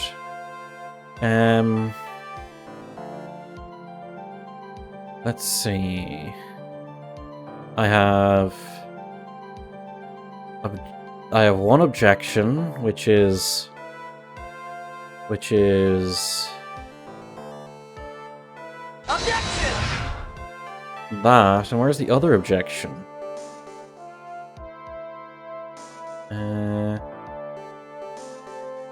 It's called objection, it's called Phoenix Wright objection. For 50.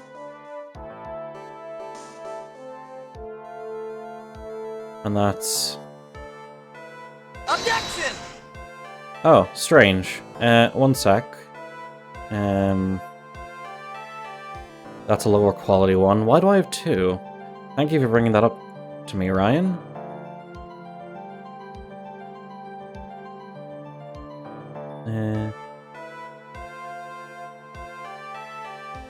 Love that objection so much. Oh, fair. Sorry, I just need to get my setup back in line. Something's a little wrong with it.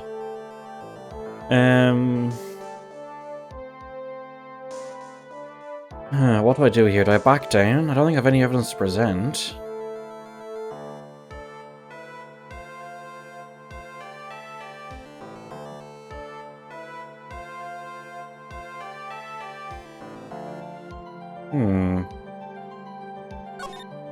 What? It's no use. Something feels wrong, but I can't put my finger on what it is. Actually, there's something I would like to ask. Mr. Edgeworth, you had stated something earlier to the effect of the defendant had spied on Mr. Kurita's private life. I believe this would mean that he would have known about the note as well?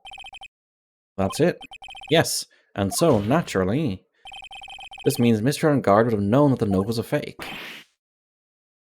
Not necessarily. He didn't have cameras absolutely everywhere, right? Order, order. See here, Mr. Wright. Yes, Your Honor. I just would have thought of the spying thing. Jumping in and stealing my thunder like that is simply... I can't even describe it. Yes, sorry. I could have been bribed about embarrassing Mr. Edwards to my grandchild, had you not. Well, I assign you a penalty, Mr. Wright. Okay, so he helps, but I get a penalty. What? I had to keep my mouth shut. And the defendant knew the note was a fake. If that's true, then the situation has suddenly changed in a very dramatic way. Could have presented evidence? Well, then I'm gonna fucking do it.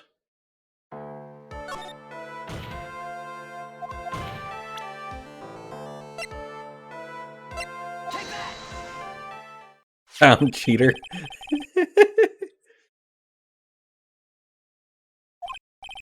A video camera, Your Honor. Well, a very small one, but... Oh, that's right, a camera. You kids and your fancy toys nowadays. Mr. Edgeworth, earlier when Mr. On Guard knew of the existence of this note, because he was spying on the victim, isn't that right? If that were true, this means Mr. On Guard would have known that the victim had forged the note. But then the defendant knew this note was a fake. That's true, then the situation suddenly changed in a very dramatic way. Exactly, Your Honor. The prosecution's theory as to what Mr. On Guard's motive for murder was, it had suddenly disappeared into thin air. But, Your Honor, it's not as if Mr. On Guard monitored Mr. Kurita 24 hours a day. Perhaps the victim wrote the note in a place Mr. On Guard didn't know of. Well, right back at you, Mr. Edgeworth. Why don't you show us some proof that the victim made the forgery at an unknown place?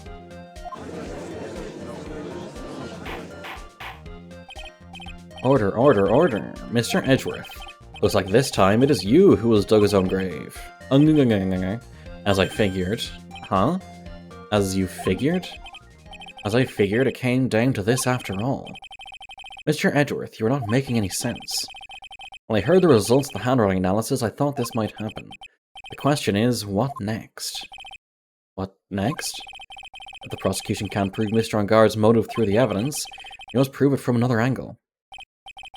Well, I agree with you there. Your Honor, the prosecution would like to call a witness to the stand at this time. Oh, well, that's fine. However, this witness is a little unusual. Edgeworth stuttering, this is not like him at all. Unusual? Well, what sort of witness is this person, Mr. Edgeworth? This witness is one who is perfectly fit to answer once and for all the question of who was it that hired Shelley the killer to commit murder? That's impossible. Who in the... No such person exists who can answer that question with such certainty. Yes, Mr. Edgeworth, who is this witness? Yes, go on, who is it? The man himself. Are we going to interrogate the fucking radio? Oh, we're going to interrogate the fucking radio. Okay. This universe doesn't have Discovery. You have like 12 hours of Discovery. And even then you don't have to share it. Wait, Shelley the killer? You mean the killer? Or I mean, the assassino? Yes, Your Honor. He's coming here, to the witness stand? Well, yes, in a manner of speaking. I recognize this is a very unusual circumstance, so I ask for your permission, the same way we asked for the parrot permission a year ago. Well, Mr. Wright? Yes? This alright with you? Do I have a choice here? I can't really do much to drag this trial out. The defense has no objections, Your Honor. Wonder if it really is alright to do this. Very well then, the prosecution calls its witness to the stand. Edgeworth, there's no other way left to us. Now then, witness. Your name and your, occupation, please. That is not the same radio that we were given. This looks like a radio. This looks like some sort of Geiger counter. Do they still use Bibles? Very good, sir. My name is Shelley the Killer, and I am a professional assassino. I say, what is going on here, Your Honor? How can you remain so calm, and what is the meaning of this two-way radio? Actually, Your Honor, it was delivered to me just now, and it came with a condition. As long as you do not trace its source, Mr. the Killer will testify to this court. This must be what urgent phone call he got earlier was about. Oh no, this will not do. I cannot allow this in my court. First of all, we can't even be sure this is really Mr. the Killer himself. Witness, please present sort of proof that you are in fact Shelley the Killer. I understand. Please wait a second. I'm so hungry.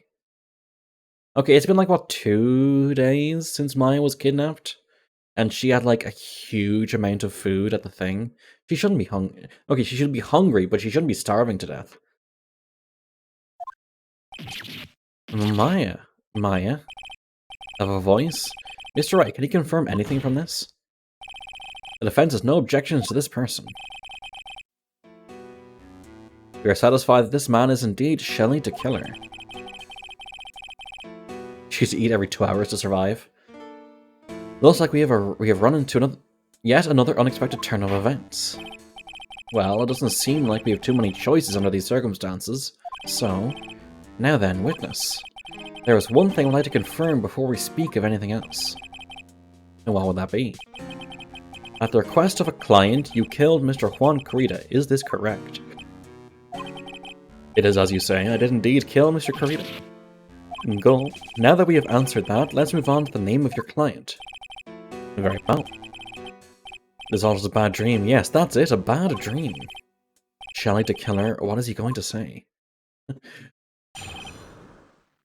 What the killer doing? There is something I must first state. To an assassino, nothing is more important than the trust between a client and himself. And that is the reason I am here today on this witness stand. It is my wish that you grasp this concept before I give the name of my client. That's not testimony. Mr. Killer seems to be a very clever man. I'd almost say he seems to be mocking us.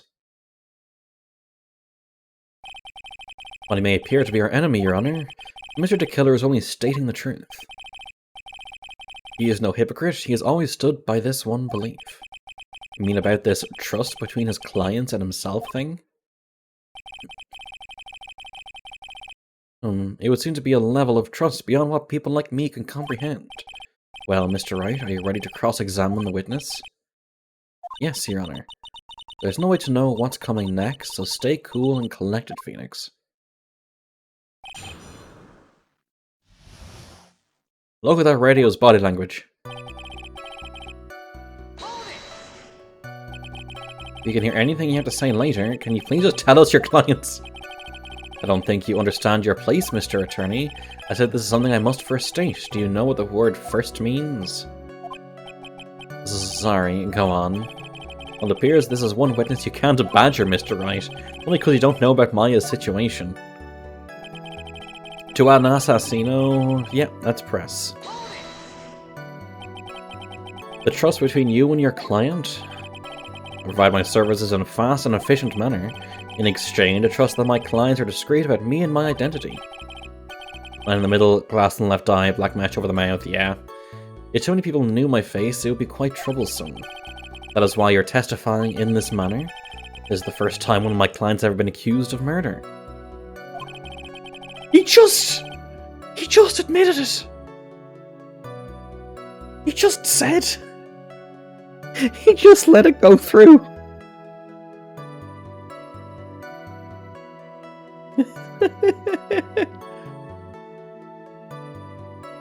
It's like saying, I can't tell you who my client is, but it rhymes with Bat Bongard.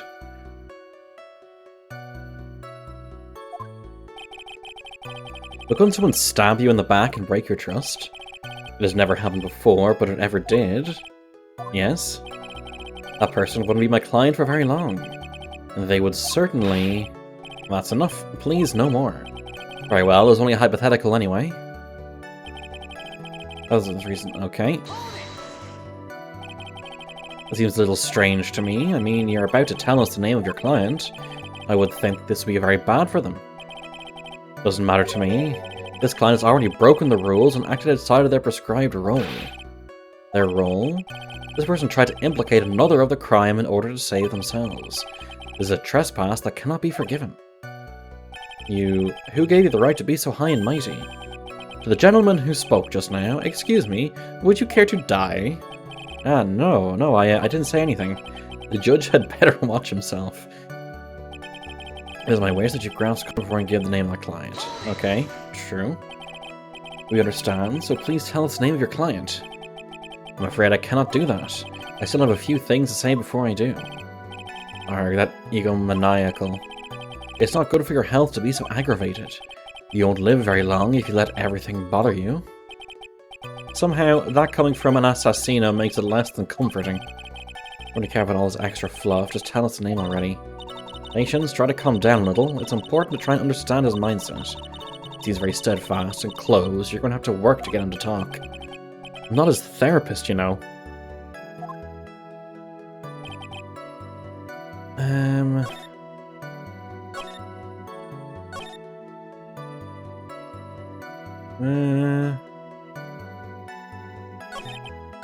I have to go through again. I'm not sure what evidence. I have to go through again? Yeah, I figured. Convenience change. Oh, here we go. I'm sorry, I was wondering why Bethany just said that your client had already broken the rules. The person who frames another is the worst kind of human. That's why you feel you can betray this person? I have no trust relation with a client who can't understand their assigned role. Just my luck, an assassino with a conscience. Who would have figured? Now then, everyone, do you think you can understand my logic? This case just keeps getting better and better. If you can't, then I'm afraid we can't proceed. Everyone understands your point, I think, really. In that case, I believe I'm prepared to disclose the information you seek. You've made it crystal clear that you value trust over all else. I believe we are ready. Excellent.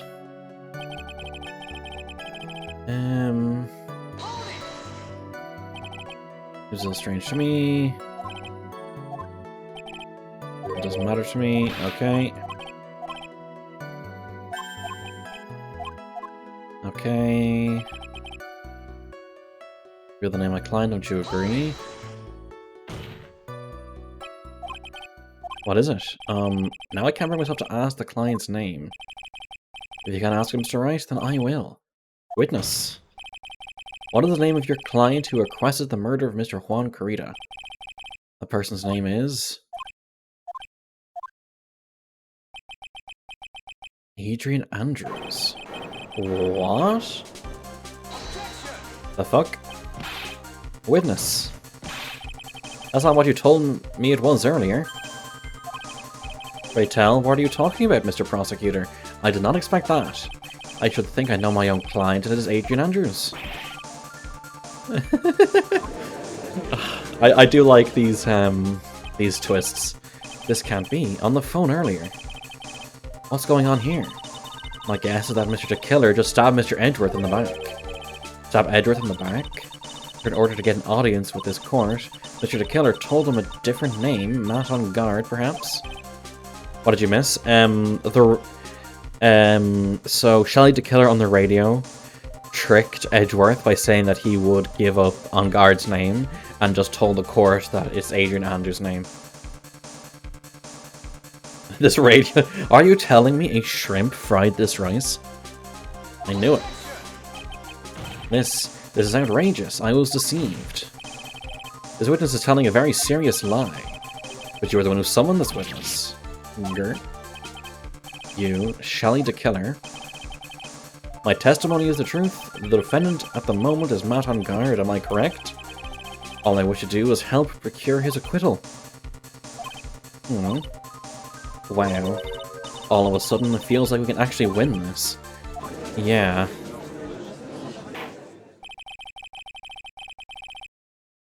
The prosecution has failed to provide a motive and has instead provided this note, which is a forgery created by the victim.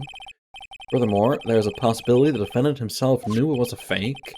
Most definitive of all, we have heard from the assassino himself the name of his client. Mr. the Killer's client who requested the murder was not the defendant at all. But the shrimp did indeed fry the rice. It was a very powerful shrimp. Then I will fight it to the death? No. With all this evidence, it is obvious to me that this means that Mr. Matt on guard is innocent. I seem to have caused you all a bit of confusion. Please continue your discussion and call me when you have reached a verdict. Bailiff, please bring Miss Adrian Andrews in immediately. Wait, didn't On Guard admit to it? Not in court. What now? With the way this is going, On Guard will be found innocent. Maybe our last chance to save Maya. Yeah, but Edgeworth is right. The killer is lying. And On Guard, my client, I know he's guilty. Can I live with myself if I win this case? I have a feeling I have to save now, because I think Phoenix is going to be presented with a choice. To either just accept the ruling or push against it. Who would believe that the prosecution's own witness would absolve the defendant? Your Honor, the prosecution requests permission to further question the witness. Shelley the Killer is certainly lying under oath. It wasn't me. Listen, everyone, please. The test just now, it was all one big lie. Miss Andrews, the note may have been a fake, but that man, Matt, he's the reason Celeste died. And Juan's death, it was all because he got pulled into Matt's twisted world. A testimony just now. You have to believe me. It was a horrible, horrible lie. But Mr. DeKiller himself has testified. He has named you as a client. No, that's not true. Also, there's quite a bit of evidence that points to you. Go pack for your trip? No worries, Viking. Thank you very much for being here. I hope you enjoy your trip. The knife and the button, Johnny the Nickel Samurai costume. But that's... You even have a motive. We know that Miss Celeste impacts a large part of your life. You wanted to follow her, and you wanted revenge against the two who hurt her. I would say you have plenty of reasons to want them both dead. You did indeed. At a good part as well. I know. Mr. Wright.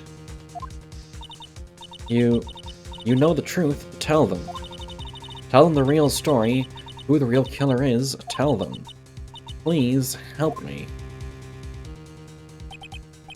Yes, I know the truth. Mr. Wright? Yes, Your Honor? I believe we have reached the end of this trial. Therefore, I ask the defense for any final words or opinions. I have to decide, do I take the not guilty verdict and save Maya, or do I throw this chance away and wait for Gumshoe's new evidence? What am I supposed to do? Request the trial continue, of course. Phoenix, I can't do it, Mia. I can't accept not guilty. You are a lawyer. I know. But Matt on guard is a killer, a murderer. I can't let him get away with this. Let us vote on it. No.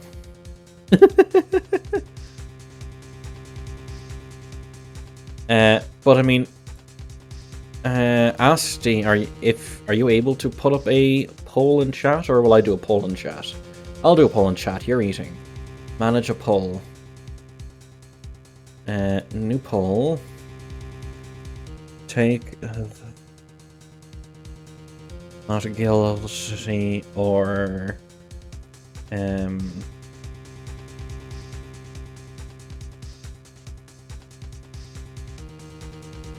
not guilty.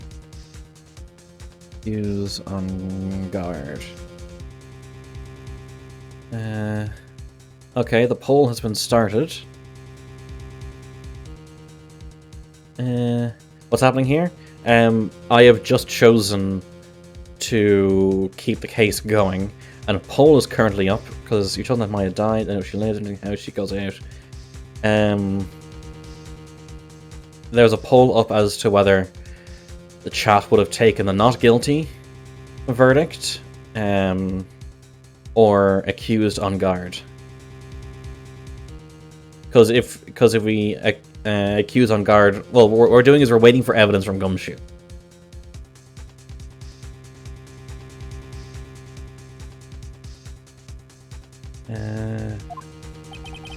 Let Miss Andrews be convicted, but I'm no better than on guard. And even though I don't want to admit it, I have to face the fact that it's because of Edgeworth that I now know the real truth. He could have gotten on guard convicted so many times over, he never took a single one of those chances. But his verdict right now, I'll be betraying his trust. Innocent woman gets executed, I believe. His trust. Never thought about it until now. I trust him? Yes, you do. Mr. Wright, your opinion, please. Defense requests that we be allowed to further question Mr. DeKiller. Are you correctly, Mr. Wright? Right. But, that witness has cleared your client through his testimony. Your job here is done. Okay, I'll wait. Let me know when the ad's over.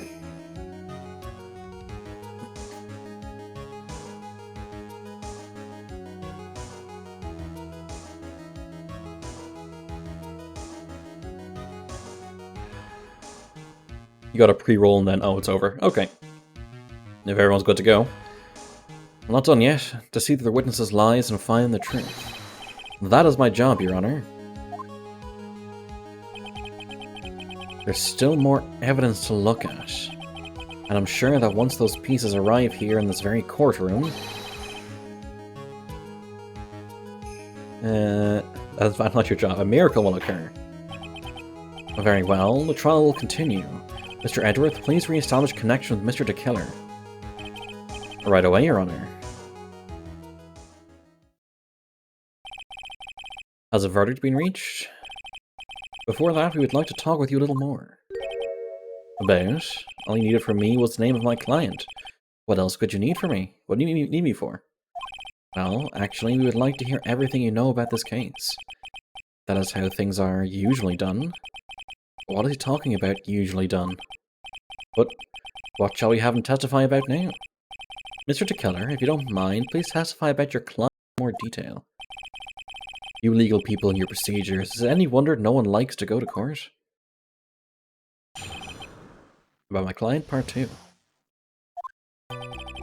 As I've already stated quite a few times, Agent Andrews is my client. However, one thing I simply cannot overlook is tampering with the scene of the crime. My client did it to frame another for the crime, while pretending to be the first person to discover the body and enter the scene. He testified that Adrian Andrews was the client, seemingly deceiving Edgeworth by telling Edgeworth that he's going to say Matt on guard. Adrian Andrews already knew from the very beginning that Juan Carita was dead. Even more appalling is the creation and planting of the knife and button. That act is what I was referring to when I said my client had broken the rules. This is the most unexpected turn of events for the 5th time now. However, this time everything has finally been revealed. Just a second, Your Honor. Yes, Mr. Edgeworth.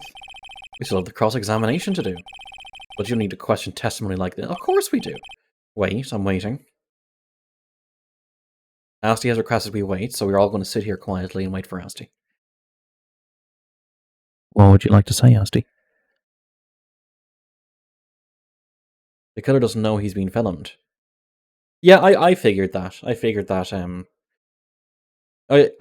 earlier, and then On Guard himself said it, that he took insurance against the killer by recording it.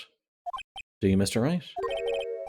Your Honor, the defense will question the witness, as if I have a choice here. Huh? Why? What this witness has said is nothing but beneficial to the defense's case. If he screwed in his testimony, then expose the lies to that oh-so-beneficial testimony, I suppose. I don't understand what's going on anymore. That makes 2 of us.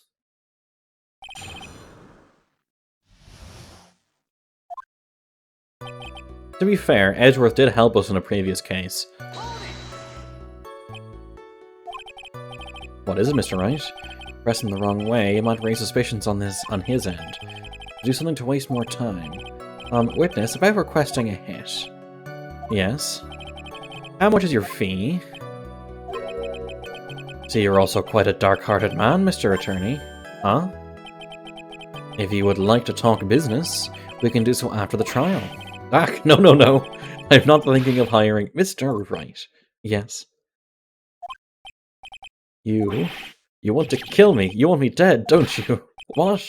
Why would you think something like that, Your Honor? Guilty, Mr. Phoenix Wright. You are hereby declared guilty.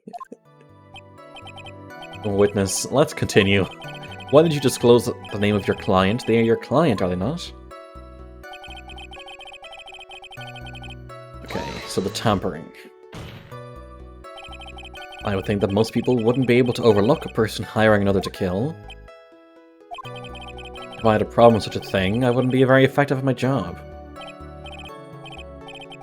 Oh yeah, well, a change in occupation might be good for you. However, I will say this. Even though I am the one that does the deed, my clients are always the real guilty party. That goes without saying, Mr. DeKiller. And their fate is to live with the knowledge of their guilt on their shoulders. However, my client this time thought that they could run away from their guilt. Are you talking about the button and the knife? Yes, my business card. Oh, this card?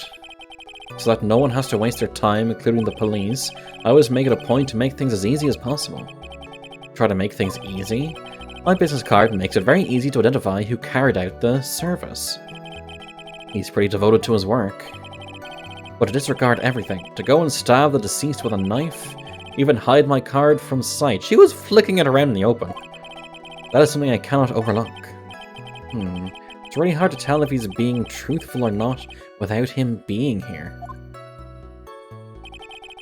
I'll pretend to be the first person to discover the body under the scene, okay. So you're saying most clients wouldn't do such a thing? That is correct.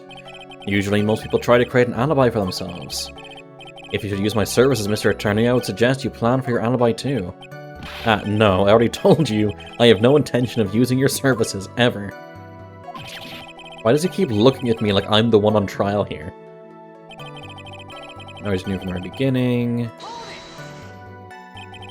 From the very beginning? That is correct, from before my client visited the room. All of my clients know precisely what the situation is at all times. I wonder if that's really true. That's odd. Even more appalling is the creation. I wonder if there's another one of looping around. Why do you think your client did that? What do you mean by why? Well, fiddling around at the scene of the crime is pretty risky. Why would someone who had requested a murder go to the crime scene anyway? That is true. So it was probably done to frame Mr. On Guard. If that's the case, why didn't the person just request that you do it? Sadly, that is not possible. My job is to kill, that is all. And to leave my business card behind, naturally. The business card is so my clients may escape blame. To protect them is my duty. Even if they say it's for revenge, saying something else will take your fall. That act. Okay. That's all you have to testify? Yes, and I pray that I'll never be called to the stand again. Again, as in you plan to continue? I must, as I've yet to find a person to take my place and become the fourth successor. Actually, how would you like a new life, Mr. Attorney? Excuse me? No, I'm fine, really. Are you really now? Wonder what kind of man the judge thinks I am now. What are you going to do now, Phoenix? All I can do now is expose the lies. That's true, however, you realize that'll be very bad for our client, right? I'm so confused, but the one thing I know for sure is I can't let this trial end yet. I'm gonna press everything again in case I missed something. Oops, back.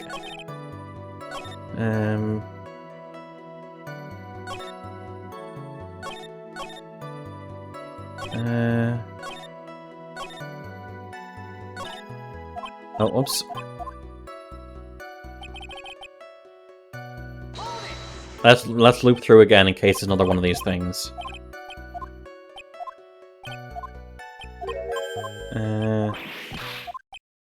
Oh, yeah. Oh, yeah, no, that's that. Press again.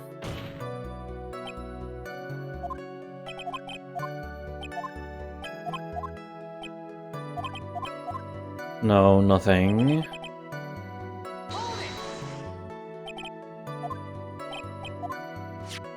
Oh, this card.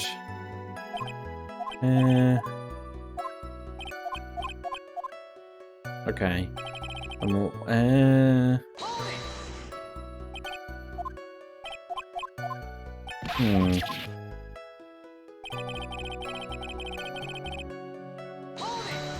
So I don't think I'm missing replay over testimony. That's odd. I'll do the loop and then I'll go back to that bit of testimony.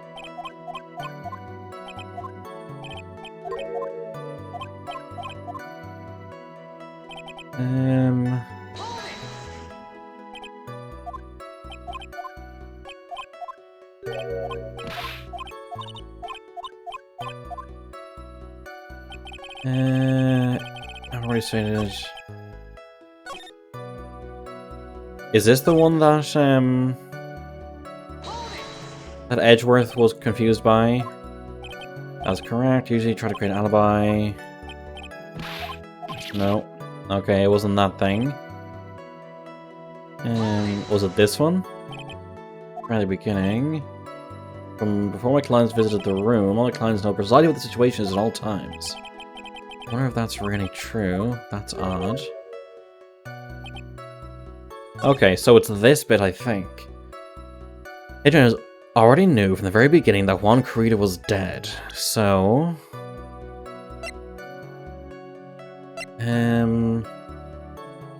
Knew from the very beginning that Juan Corrida was dead. Let me save here. Oops. I didn't accidentally wipe all the data, did I? No, I didn't. So what am I meant to press here? I already knew from the very beginning that Juan Corrida was dead.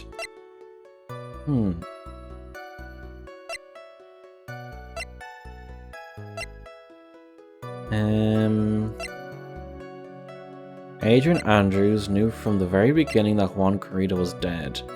How can we prove otherwise?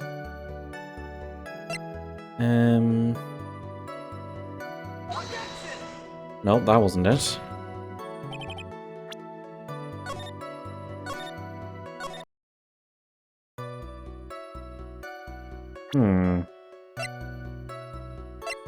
Knew from the very beginning that Juan Corrida was dead.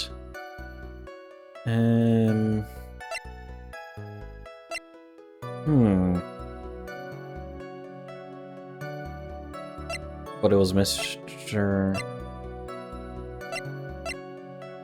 Is it to do with the camera? No. What am I missing?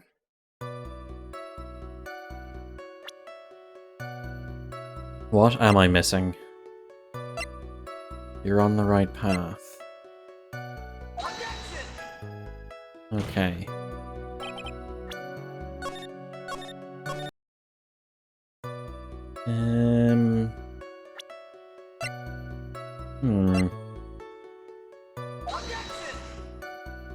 Something to do with someone was looking.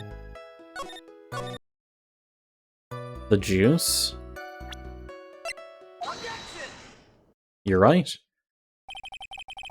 Thank you so much for taking the time to testify, Mr. the Killer. What is the meaning of that attitude? When Agent Andrews entered the victim's room, your client had no idea that Juan Corrida had been murdered. But how? How do you know that? From this wine glass, Your Honor. The glass? Mr. the Killer's supposed client thought Mr. Corrida had only fainted, which is why this glass of tomato juice was poured for the victim. Nice one, Asti. But isn't that just a part of Adrian Andrews' calculated plan? That is not possible, Your Honor. This glass bears the fingerprints of that person. Had it been planted, they would never have left their fingerprints behind. I see your point. Mr. Edgeworth, what is your opinion? Strangely enough, I had the same exact thought just now. Witness, how do you explain the strange phenomenon? Isn't it a waste of time to ask about such a minor detail? It's not a very important point anyway, correct? I'm afraid you are mistaken. If Agent Andrews really is your client, as you claim, then your client should have knowledge of Mr. Corrida's death. Is it just me, or does this seem like doing an interview online nowadays? Just a radio with a few people picking apart every single thing you're saying. Phoenix is now kind of gearing it back around towards On Guard, just to try and wait till Gumshoe gets in court with the evidence. If not, then that can only mean that Agent Andrews was never your client at all. How strange. Yes? Why is that the attorney has yet to raise an objection at this absurd situation? Phoenix, if the killer figures out what we're up to, we're in real trouble. Yeah, I know. Mr. Edgeworth, I'm surprised. You know you can't say things like that without any evidence. Ah, sorry. Well, that was an awfully weak objection for the two of you. Anyway, I am positive there was a contradiction in that testimony. The prosecution requests further testimony concerning when the request was taken. Very well. Right now, to buy us more time. The same way they worked together in the in the case against the Chief of Police. Like, when they work together, it's great. While we wait for the items the killer left behind to get here, I just know that the very outcome of the trial lies with those items.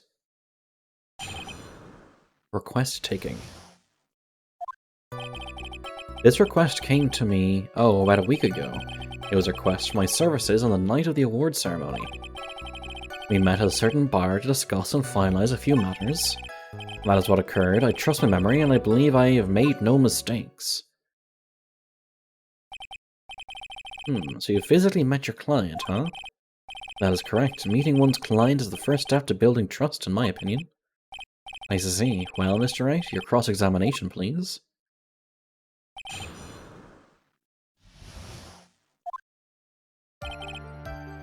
Okay. Again, press and everything. 1 week ago, are you sure? Yes, I am quite sure. I, of course, have my own preparations. I was barely able to finish. When you request my services, Mr. Attorney, I hope you'll keep that in mind. Please, stop. In any case, my client this time had a very specific date and time in mind. A specific date and time?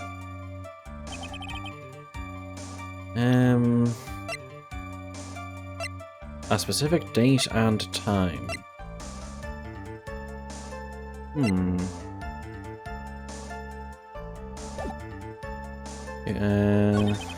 Oh. Press. Did you ask why on that specific night? No. I tried to fulfill all the conditions of my client's request, but as for why, I only had my suspicions. Press further.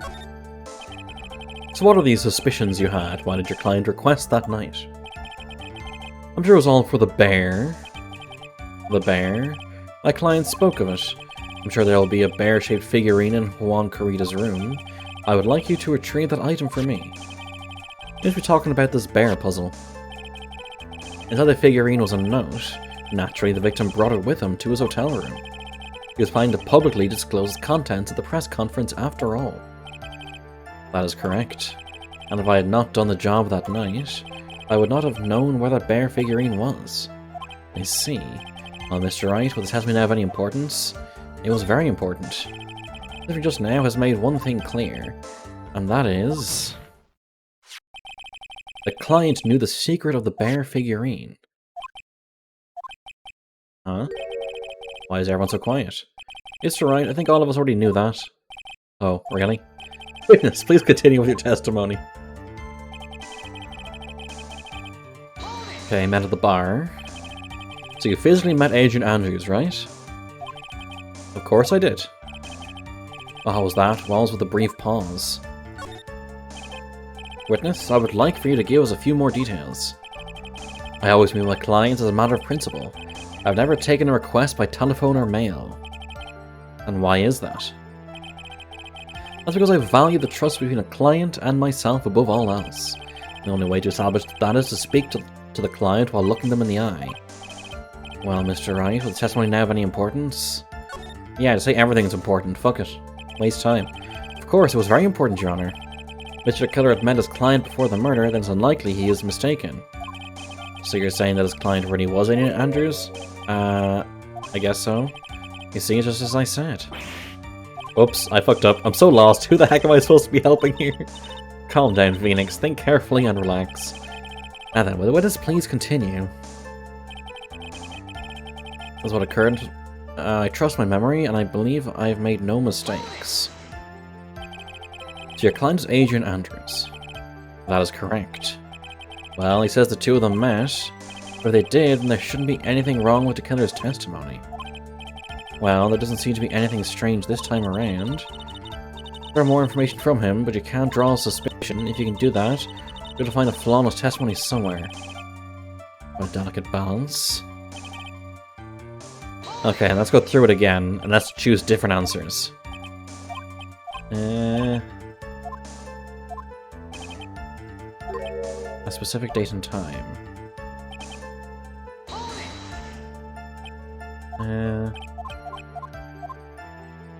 Let it go.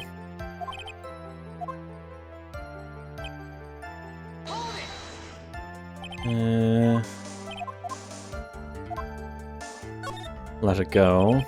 Or just my imagination.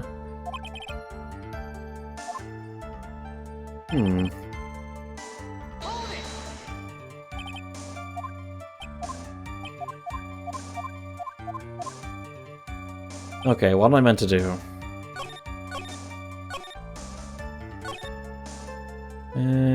What evidence do we have? There's on the post-ceremony stage show. Map of the Gay Water Hotel. Photo of Juan's murder. 8:15. About a week ago. And a final few matters. My service the night of the awards ceremony.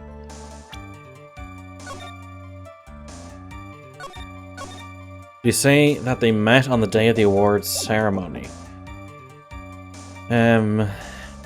No.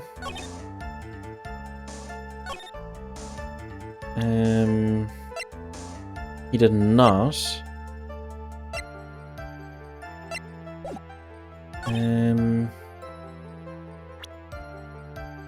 Profiles.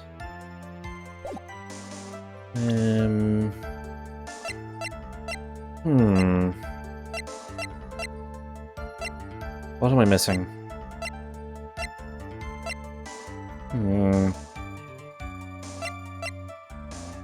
Picture in the hallway right after the murder.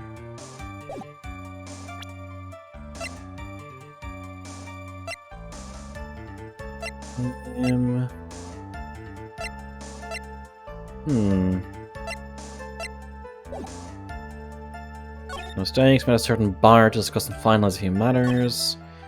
Was request my services on the night of the awards ceremony. On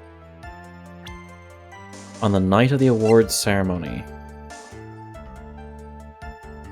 What receipt? Confessing after the post-ceremony stage show. We know that show was last minute, wasn't it?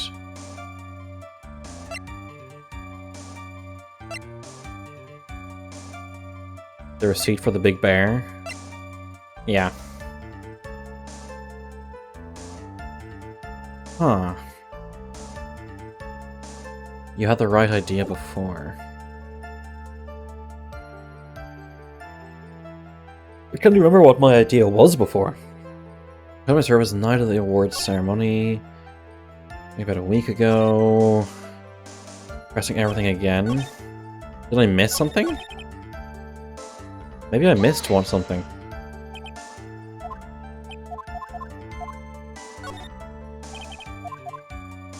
I did.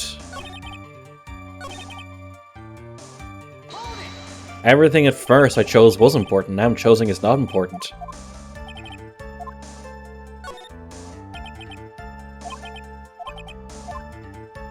There's branching answers.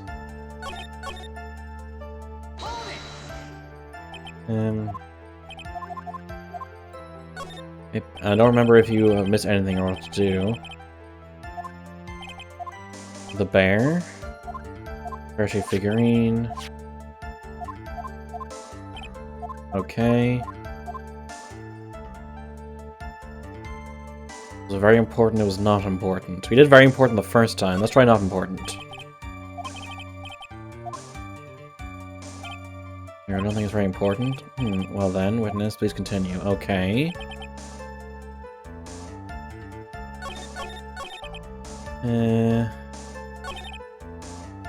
Let's try pressing it again.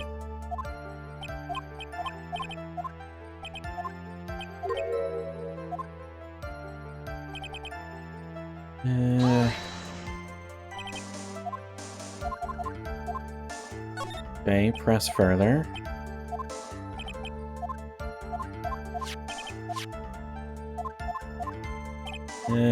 What Okay, we knew that. That's the thing we already knew. And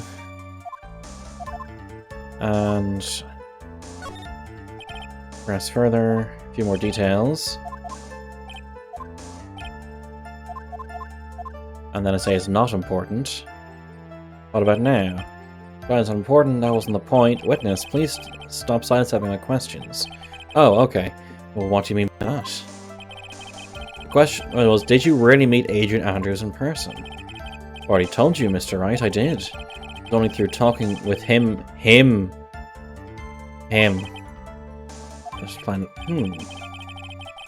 Yes, sure, they say about talking face to face. Mr. Wright, was the testimony just now of any importance? It was very important. If I heard what I think it's heard just now, then I think I've got him. Your Honor, I believe the testimony just now is of utmost importance. Huh? Really? If that's the case, witness, please include the statement just now in your testimony. Very well. I'll press it first. Maybe that's enough. Now that turned out, correct? What do you mean? Adrian has turned out to be a client who wouldn't stick to the rules, right? Well, yeah, I suppose you're correct. Are you sure your testimony is accurate? Yeah. Yeah. Let's... Profiles... Adrian Andrews... My god! Could they be the same person? Who knows?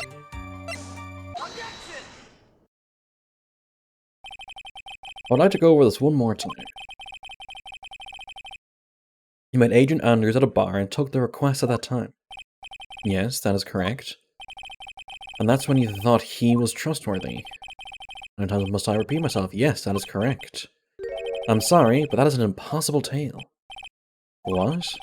Shelley the Killer? You have never met the real Adrian Andrews. Well, why would you say that? Because you made one very big slip-up. About her. So what is the issue? What did you just say now? About her? If you'd ever met Adrian Andrews in person, one look would have told you that she is a woman, because we stereotype our genders. Oh shit, no, now we can't talk to him. Oh well. Order in the court. Mr. Wright, what is the meaning of this? This witness testified to the following, that he always meets face-to-face with his clients when taking their request. But he has never met Adrian Andrews in person. Yes, Your Honor. That is exactly the point. That means Mr. the Killer's client could not have been Miss Adrian Andrews. Is that walkie-talkie sweating?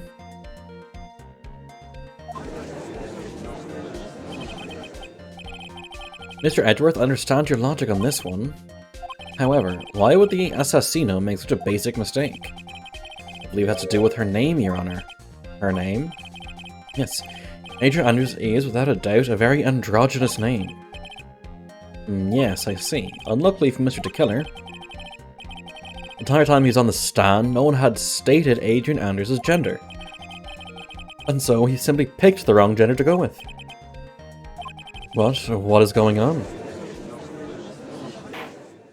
I mean, to be fair, when someone says Adrian, the two things that come to mind when the name Adrian gets brought up, one is Rocky, Adrian, and the other is Adrian Shepard from Opposing Force. Shelley the Killer. This court demands an explanation. I think somehow I must have mixed up this client with another. Does that mean you remember something different now? Yes, of course. Please, if you allow me to testify once more. We're always just going to spit out more lies.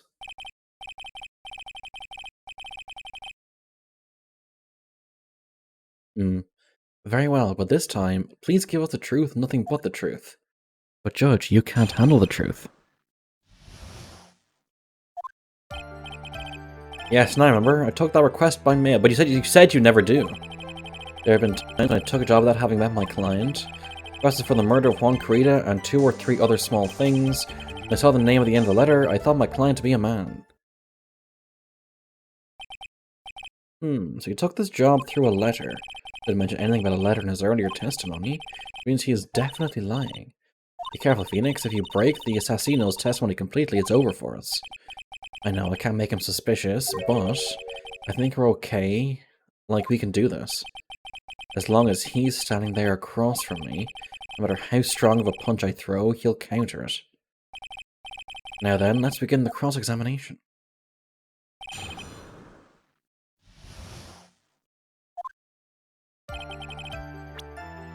A save.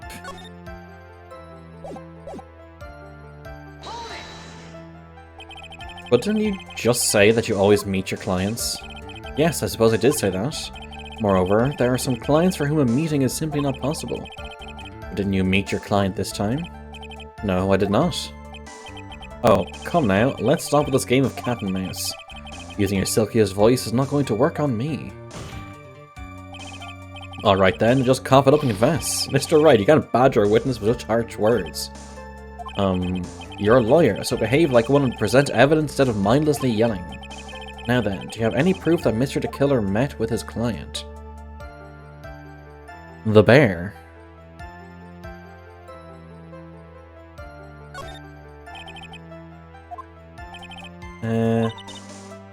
Where about this Phoenix?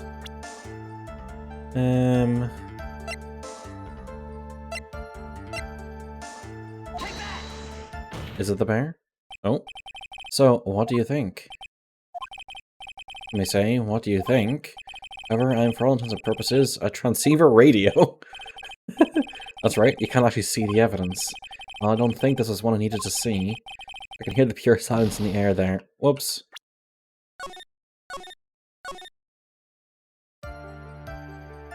I think we already pressed this, didn't I?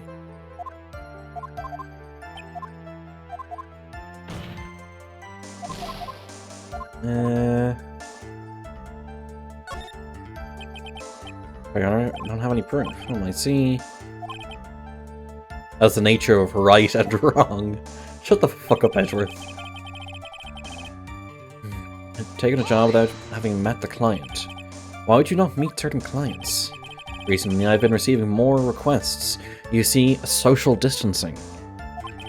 If I met each and every client, I would lose some nice business opportunities. Nice business opportunities? On top of which, the times have changed. It's now the age of information and computers, correct? While I have joined the times, now take requests via electronic mail. Electronic mail? Do you have to mail that in a special insulated envelope? I'm very sorry. I despise the shortening of words. When I meant electronic mail, what commonly referred to as email. Email? In a contest of mimicry, the judge would beat a parrot hands down. Ahem. Anyway, so you took this job without having met your client, and... murder of one Karita and 2 or 3 other small things.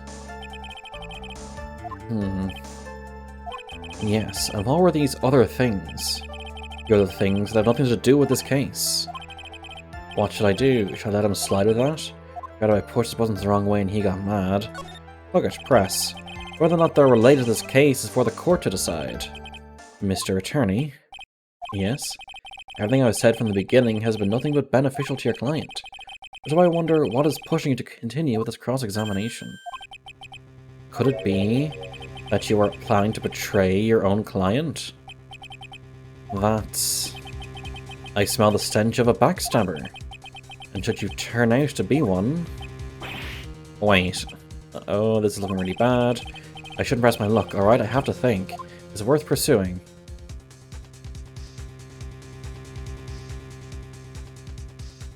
Do I press further?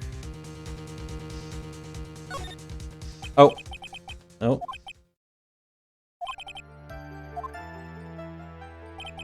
Yeah.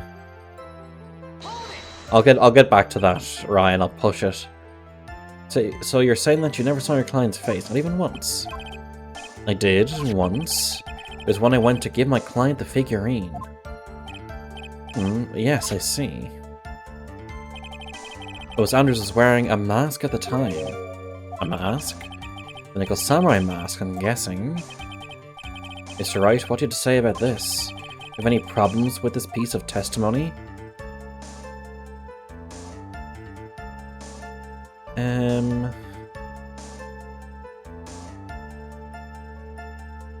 Is there a contradiction?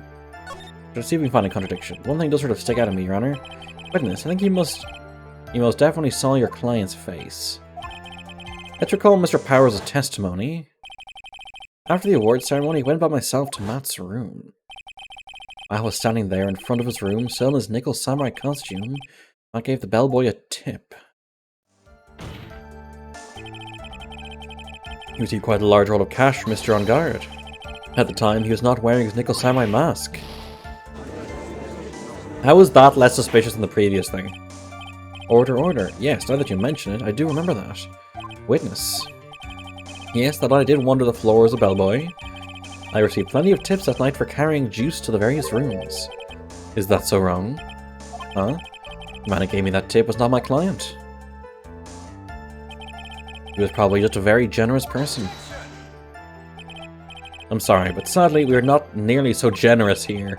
If I could receive large rolls of cash by simply bringing people things on trays, then why on earth would I stand around here prosecuting?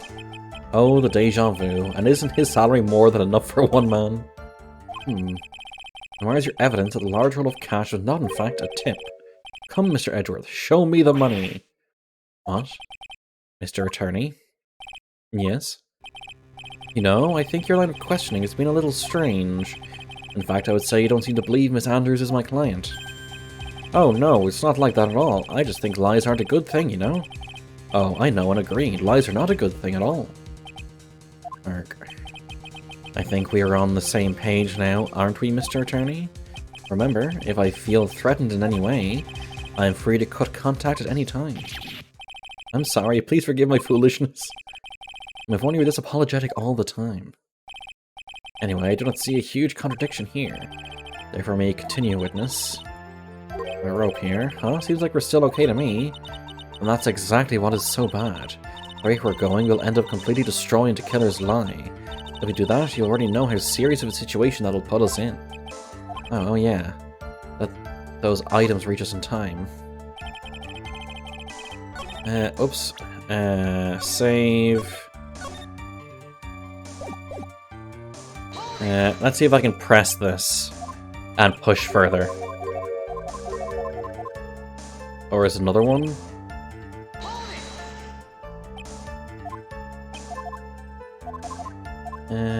Press further.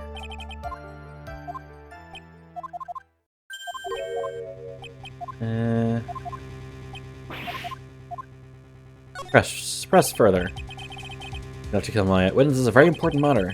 Please cooperate and tell us what those other jobs your client requested were.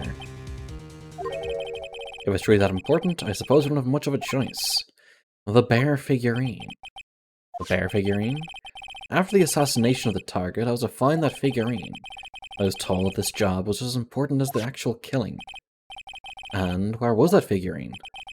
It was inside Mr. Kurita's suitcase. And then, what did you do next? I handed it over to my client right away. You gave it to your client? Interesting. This information certainly sounds important to me. Okay. I give it to... Let's press it first. I found this figurine at Mr. On Guard's mansion. If you gave it to Miss Andrews, then what was it doing there? I was waiting for her there. That was also part of the plan to frame Mr. On Guard, I'm sure. That makes a lot of sense. Well, Mr. Wright, do you have any problems with this piece of testimony? Sure, why not? The killer says he gave the figurine to Miss Andrews. But I know somewhere in the statement there is a contradiction. And yet, I know that if I present something trivial here, that I will have to save Scum. He will cut the connection on his end. If you want to make a strong point, Phoenix, you have to present strong evidence. She's right, so now what, Dr. Wright? Witness, let's go over this one more time. To be fair, in this game, if you don't save Scum, the only saves that it will, if you go by only when the game asks you to save, with this bear, inside the bear was a puzzle box containing the note. But yeah, if you only go by the saves that the game suggests you do, you have to restart each chapter. You gave Miss Andrews the bear figurine, and then she told you to take the bear and wait for her at On Guard Mansion. Is that correct? Yes, where are you going with this? Well, I think maybe you might have remembered a few things incorrectly. Where is it? This note. What? This battle of wits, I can't let up on him. I don't think it's possible Miss Andrews to have been the recipient of this bear.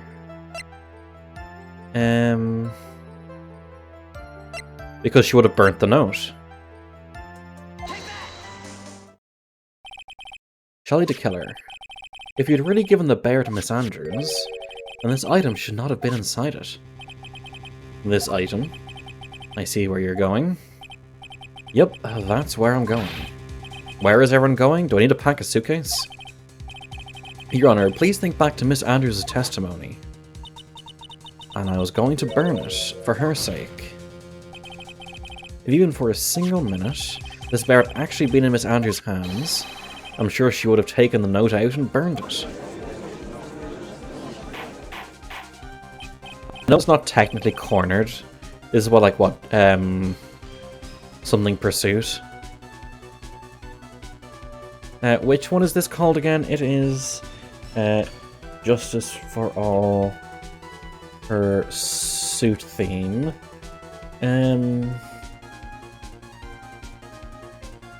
What is it called? Is it Pursuit Cross-Examination? I think it's Pursuit Cross-Examination. So by the very fact this note was still inside the bear, tells that your client didn't know how to disassemble the puzzle. Which means... It means, Your Honor, that it's impossible for Agent Andrews to be the client.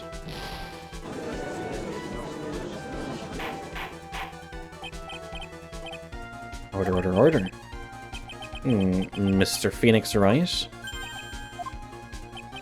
I'm sure I mentioned this before, how I hate traitors above all else.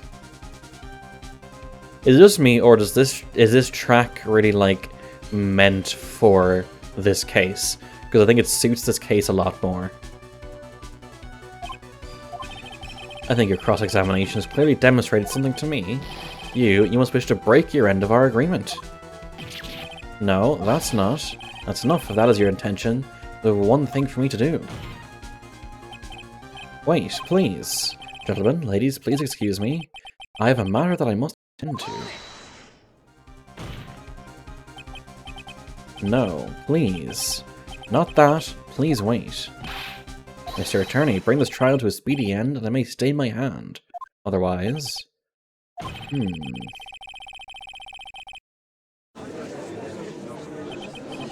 What in the... Mr. Wright, are you... Mr. Edgeworth? Yes, Your Honor. I didn't understand this witness's outburst just now. Do you think there's a need to hear more testimony, or is this enough? Well, we should. Edgeworth, we can't do this. If we keep this up, Maya, she'll... The prosecution, What has come over everyone? Even you are. The prosecution rests. What is going on around here? The prosecution has no further questions, Your Honor. What? What?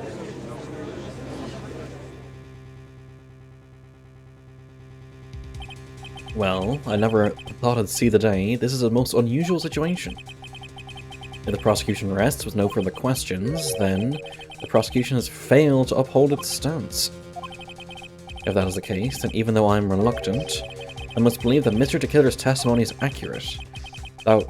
Even though we clearly showed it was wrong, that would mean that Shelley DeKiller's client is Adrian Andrews. Mr. Wright? Yes, Your Honor? If I end the trial here, right now, then your client, Matt Ungard, will be declared innocent, and in his place, Agent Andrews will be charged with murder. Miss Andrews will be charged with murder. Prosecution has no further questions, so you will now hear the defense's final remarks. Bailiff, please bring the defendant, Matt Ungard, to the stand. The items from DeKiller's hideout didn't make it in time. We tried as hard as we could, but it looks like our time has run out. I can't believe it. The outcome now lies in your hands. Dude, did the old guy finally decide? To be honest, I can't think of you as a truly innocent and good person. You've done enough evil to drive a woman to blah. But, at least on the charge of murder, it would appear you are innocent. Ah. So, I guess even the old fuddy-duddy figured me out.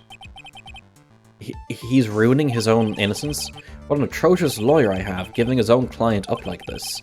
And that refreshing like a spring breeze crap is just as atrocious, don't you agree? Anyway, get on with it and pronounce me innocent already. Right, Mr. Lawyer? Where did he get the glass of booze? He apparently just keeps it on him. Maybe it's inside his jacket in his special, like, cognac glass holder. Should I justice or should I save Maya's life? Better get on guard a guilty sentence. If it did that, Maya will die. So he's innocent, then Miss Andrews will be charged as the murderer.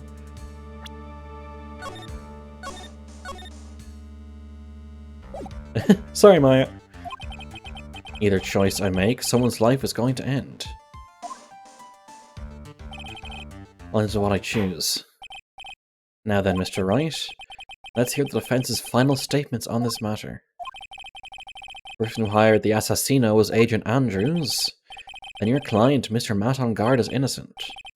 There is no need to ask, old man. After all, my lawyer is going to say what I want, aren't you? Right? And I can't do this, but I have to decide something. I can't count the evidence to help me anymore. I have to listen to my heart. My client, Matt on guard, is...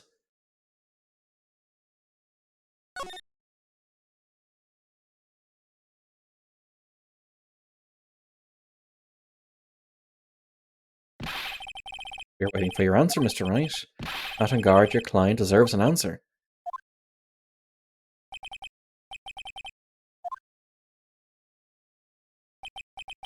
Matt on guard is... Franziska von Karma.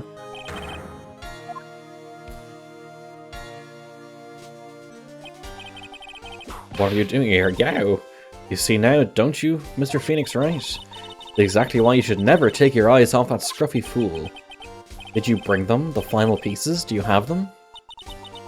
You should know better than to ask of that, Mr. Miles Edgeworth.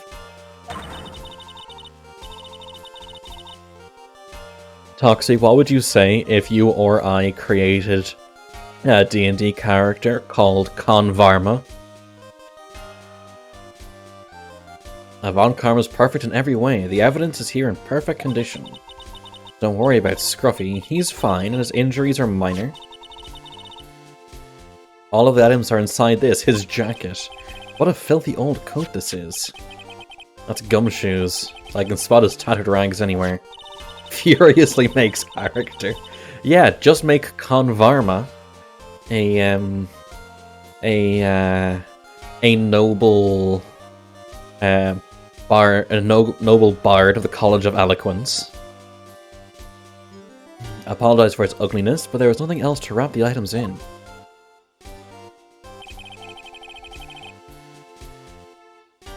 So see, Toxie's saying rogue. Asti's saying bard. I would say College of Eloquence bard. I fought long and hard this whole trial, all for what is inside that raggedy coat. Sure that inside that coat lies a crucial piece of evidence. Your Honor, inside that filthy coat are the defense's final pieces of evidence. Their final evidence? I would have to look at Inquisitor Bard. I don't know Inquisitor Rogue. I don't know Inquisitor Rogue that well. This trial is already over. All that remains is for me to hand down my verdict. I do not believe that any evidence presented now would change the outcome of this trial. What? Your Honor, it is our duty to examine every piece of evidence down to the last. I request that Miss Von Karma be allowed to present these pieces of evidence. I suppose you are right, Mr. Edgeworth. I grant permission to do so. However, this one obvious rule applies here. Time for save again. If these items do not bring up any new points, then they will not be accepted by this court. Now, Miss Von Karma, if you please. These pieces of evidence are items left behind by the killer during his escape from the police. He must have been in quite a rush. Yes, Your Honor, the killer left 3 pieces of evidence. Somewhere among the evidence we're about to see, there'll be something that will turn this whole situation around like a miracle. I'm sure of it. That is all. Can she read my thoughts? First item is a pistol. That's not really going to do anything. Could this pistol have anything to do with the case? No. I'm pretty sure there was no gun involved in this case. There's no real benefit to hearing about it. Even the next piece of evidence. Evidence is this videotape. That could be the tape of the killer. Question for more details. Have you checked the contents of that tape? These are ghost rules don't really mean much to her. Unfortunately, there was no time to. Oh yeah, I would speculate this tape is very important. Why would you say that? Because he came back to his hideout for it. The killer went back for it? That's right, it looks like he was trying to recover it. Is that a Luger? It looks like... It looks like one of those 45 caliber Lugers that was on trial before World War II for the US Army. The barrel is way too thick for a normal 9mm. He injured 3 of the officers at sight. But somehow it looks like they managed to protect it from the killer. The killer is no ordinary man. Last piece of evidence is his bellboy's uniform. Is that a uniform in the Gay Hotel? Was that used during the crime? Almost certain it was. There's even a pair of black leather gloves in one of the pockets. There's no doubt about it, the killer was wearing this on the night of the murder. There's one thing I find interesting about this uniform, and what is that? There's a button missing on this uniform. A button? It's a very unique button. I'm sure if we were to recover it, it would provide us with an interesting clue. Okay. One of the special buttons is missing. That's all I have to present, Your Honor. Just as I thought. And what is that, Your Honor? I'm sure, were we under normal circumstances, these items from Shelley the killer's hideout would be very important clues. However, our question is not who did the killing, it is who is the client. Yes, that is correct, and these 3 items do not tell us anything about that. Except that the tape was taken from the mansion, and the tape got the video. Wait, Your Honor. Please allow me to examine this new evidence. Overruled. This court already has all the evidence it needs to hand down a verdict. Oh, wonderful. Absolutely splendid. This judge is such a brilliant man, isn't he? Is this the end? Phoenix? I know there's no such thing as a miracle in this world, is there? I think I have to save. I think you're wrong. I think they do exist. But you have to make that miracle happen. You've come this far, you can't give up now. But no matter how you think about it, it's... Try for my sake. Just think about it for a second. There are 2 ways out of the situation for us. 2. The first... Make Angard wish from the very bottom of his soul for a guilty verdict. The killer will always place his client's wishes first. If Angard himself wishes to be convicted, then he will let his hostage go. That may be true, but... That's asking me to do the impossible. Shoot Angard with it. Then we have the American solution, where we shoot our problems away. Force the killer to end his contract with Angard. If the killer were to no longer think of Angard as his client, I think so too, I think that tape is the insurance, then he would let Maya go. Yeah, that's even more impossible. He's a man who values his duty towards his clients above all else. I know both of these seem like impossible feats at first, but if you could make either one happen, it would truly be a miracle. The bigger problem is, just already said he doesn't need any more evidence. Something on the tape. I think it is the tape. The killer probably won't like it being filmed, yeah. He's not accepting them. Phoenix, think things through from the other side. Isn't that what has always worked for us? The other side? Wait, does she mean... You mean to turn things around? Almost every fucking case is called a turnabout, Phoenix, you fucking... Phoenix? The judge says he doesn't need the evidence. If that's the case, then who does need it? The person who needs the evidence. The defense, prosecution, and the judge, we have seen all the pieces of evidence. That is how we have come to know the truth. There's one person who's yet to see them all. That person does not know the truth. That truth, and maybe what will bring about the miracle in the end. Shelley the Killer doesn't know that Matt on guard taped him. There are no objections this time, correct? Now then, I'll pronounce my verdict. Why don't we all respectfully sit back and listen, kids? I have already told you, Mr. Wright, this court does not need any more evidence. I'm not saying it is us that needs the evidence, Your Honor. Then, you want to show the evidence to that person? Yes, Your Honor. Please, Your Honor. Mr. Wright, for you to ask with such passion, I will grant you one chance. One chance. One opportunity. Please show your evidence to who you think is the right person. That's impossible. To turn the situation around in one try. It's almost like it's an anime ending. One try, that is all I will permit. I have to try to remember. Everything that has happened up to this point. Think, Phoenix, think. I want to save now, because it's a lot closer to the thing. There must be a way to save Maya while taking On Guard down at the same time. Now then, Mr. Wright, let's not waste any more time. Who would you like to show this evidence to? To Shelley the Killer. I see. And now, tell this court what one piece of evidence you would like to show this person. It's the tape. I think. Well, what do you think, Mr. Edgeworth? I think there's some merit in showing this evidence to that witness. Bailiff, please bring in the transceiver from earlier.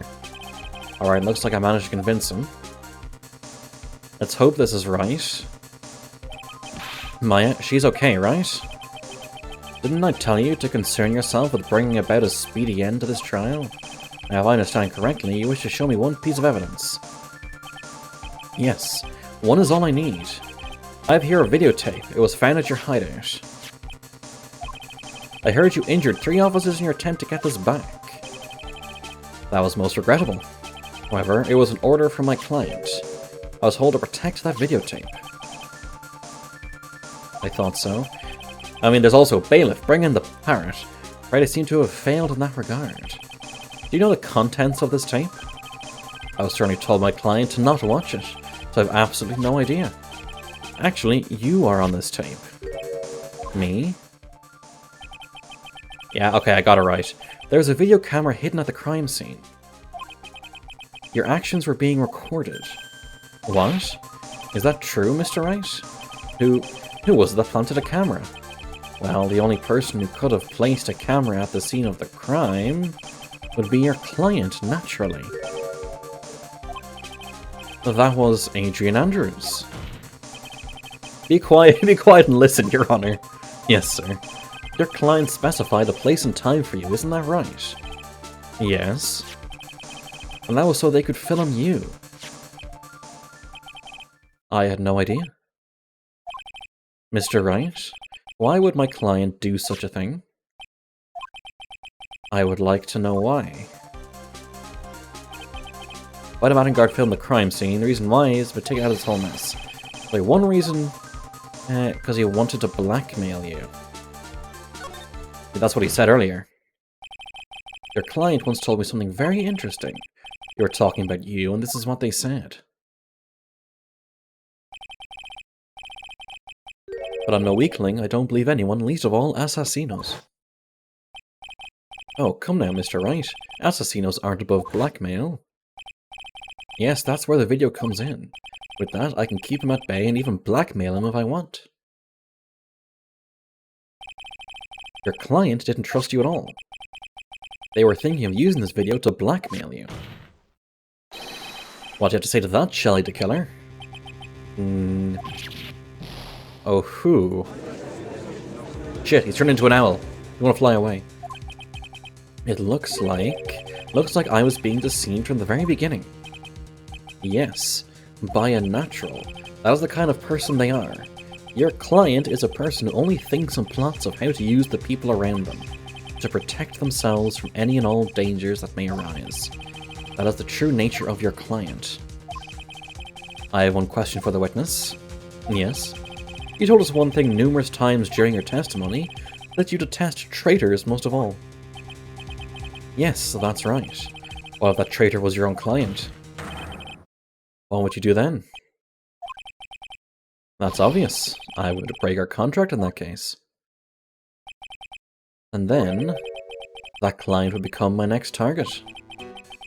For the honor of the killer name, even if it takes an eternity. I would follow that person to the ends of the earth to exact my punishment.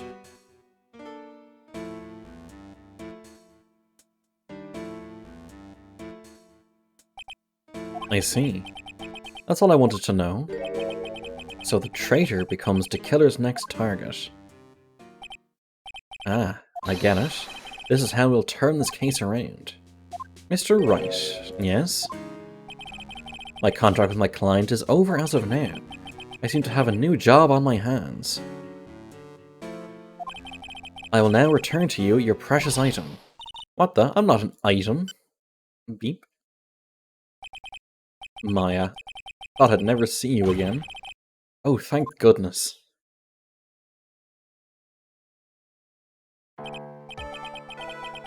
This trial appears to have come to its conclusion. However, I'm sort of... I don't quite know what just happened there with the client and the witness and... Miss Von Karma, where did that... She always has you in her sights. Now, I do believe it's time to finally hand down a verdict.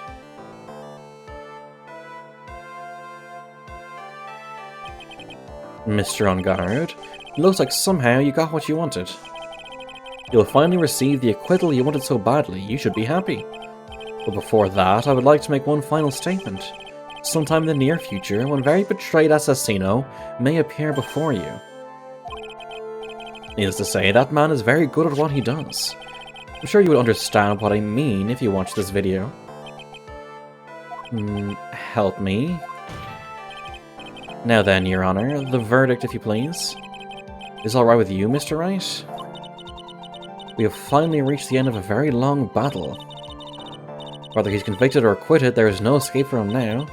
Go on, Phoenix. Plead whichever way your heart tells you. Right, Chief. He's guilty. Matt on guard. Even though I'm a lawyer, I cannot make your crime disappear. I think a guilty verdict is appropriate here. Me? My wonderful self? Guilty? Even if you got an acquittal, the instant you set foot outside the detention center, your life would be in danger. No matter which way you look at it. You can't run away from your crime anymore. Oh, there's the breakdown.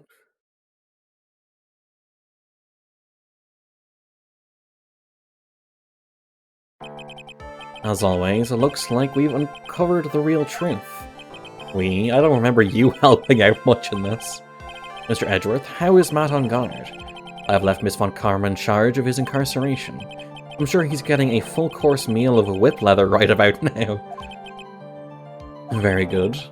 That was a close one, wasn't it, witness? Yes. I plan to pay my debt to society for my own crime, Your Honor. The first time I was called to the witness stand during this trial, all I felt was despair. Think about the time Edgeworth really went after her. I guess she's trying to forgive him for what he did. Oh, you don't go back over? All, like, okay, not every single line. But, after that, when I was alone at the detention center, was the first time I really saw myself for who I am. And today, when the two of you used your combined strength to convict Matt, I felt like I had finally been saved. That was the first time I've ever seen her smile. I'm really happy that you two were in charge of this case. I really don't know how to express how I feel at this moment. This is the first time I've ever felt comfortable with myself, with who I am. Thank you so much, everyone.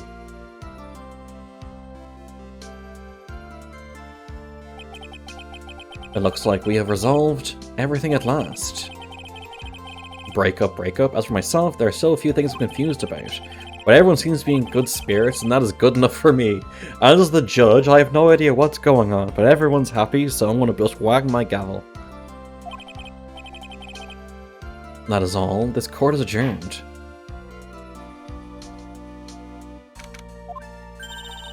You were great out there, Phoenix. What I did out there was right, wasn't it?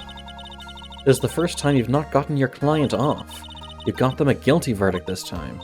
But you have to look past all of that to what's really important. You now realize that there is something more than just getting a not guilty, right? Yes, I understand now.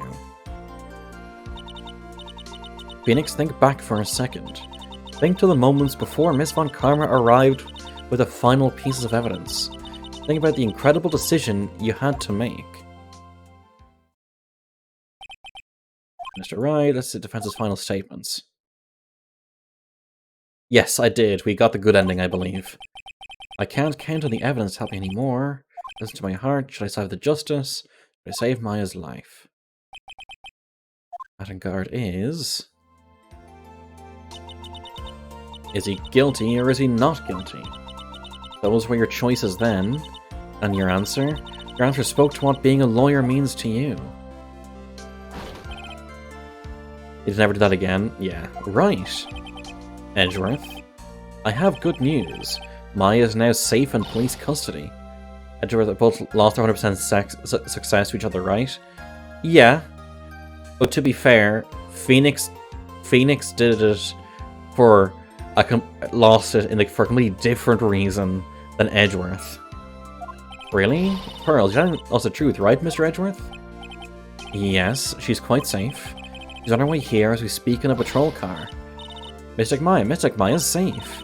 You did it, you really did it, Mr. Nick. Ow, she punches deceptively hard for a kid. I believed in you. I kept saying to myself, Mr. Nick will save her. Mr. Nick will save her. Wow. Thanks. Oh. What's wrong? Miss Von Karma. About earlier. Thanks. Ow. Why are you still smiling? Mr. Phoenix, right? You lost. Your perfect win record has now been crushed. And yet, you are still happy? I don't think you'll ever understand, Miss Von Karma. How dare you? Don't worry. She may in time. After all, I was like that myself until a year ago. Last piece of evidence. So do I save now or something to make the right choice? Edgeworth, for my own personal victories and for guilty verdicts. I used every dirty trick in the book, and so my win record remains spotless. But a man appeared and stood fast against that selfish me. I fought him in my usual manner and tasted my first defeat. I felt like I had lost everything because of that. And then... it was my turn to sit in the defendant's chair. And I was saved by that person I called my enemy. I couldn't forgive myself for all that had happened. So I left the prosecutor's office. When I left that note, Prosecutor Miles Edgeworth chooses death. Well, you should have. A prosecutor who will shame himself with defeat should crawl into a hole and die. But that was... Franziska, you lost. Not always. The first case didn't have that. But that was not what happened. After I left the prosecutor's office, I finally came to realize something. And it was in that moment of clarity that everything began to change. What foolish nonsense. We prosecutors use anything we can to attack the defendant, but every time we did so, no matter how desperate the situation, instead of giving up like most people, that man would hold strong with his undying faith. And then, before I knew it, I began to trust in that man as well. What? You trusted your enemy? Every trial that matters. Doesn't matter how many underhanded tricks a person uses, the truth will always find a way to make itself known. The only thing we can do is fight with the knowledge we hold and everything we have, erasing the paradoxes one by one. It's never easy. We claw and scratch for everything, every inch. But we will always eventually reach that one single truth. This I promise you. The truth. Yes, that's the reason why prosecutors and defense attorneys exist. And I'm sure you knew that already, didn't you, Wright?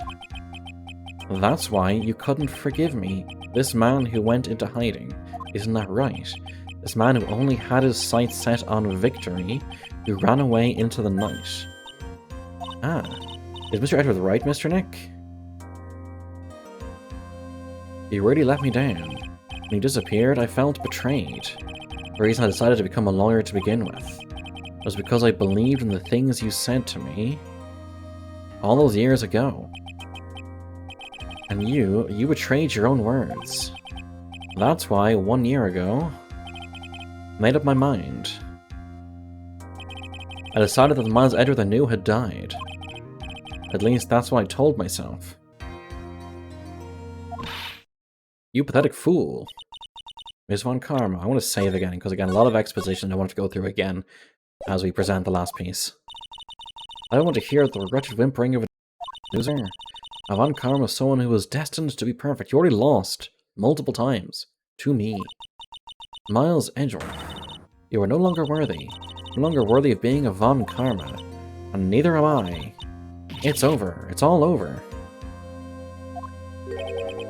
Franziska threw something on the ground just now. This is an electromagnetic receiver. Isn't that the thing she used to track Detective Gumshoe? I'll return this to the precinct later. There's something else. Isn't that Miss Von Karma's whip? I'll never set foot in another courtroom again. I'm sure that's what she's saying by this action. You should keep this, right? Okay. Nick. You're not dead. Maya. Phoenix Wright has the whip now. He'll be unstoppable. I was expecting, like, a big ol' hug piece of art. The three of them work together. I would love that. There we go. There's the art.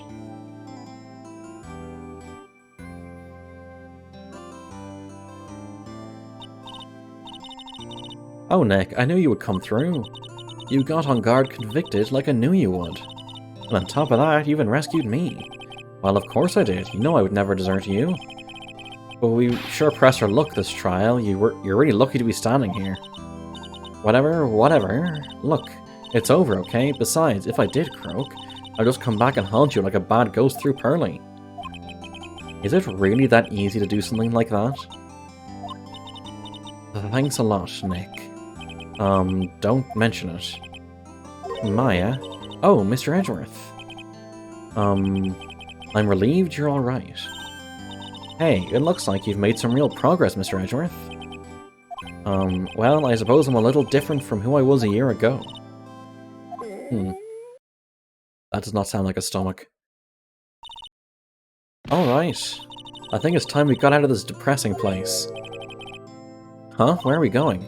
Food, Nick. Food. Grub. Chow. I'm starved. So hungry, even you look like a nice juicy burger and a bun to me, Nick. No? I'm a prime rib at least. Okay, 1 second. Edgeworth is the same age. 25 and 18. It's pushing it. I'm a prime rib at least. Come with us, Mr. Edgeworth, please. If you insist. Alright, so how about we hit up our usual burger joint? Don't be silly, Nick. Huh? This case messed up an awesome evening and got in the way of my gourmet food. Decided that we have to make it up by having another feast. Another feast? Come on, Nick. Food.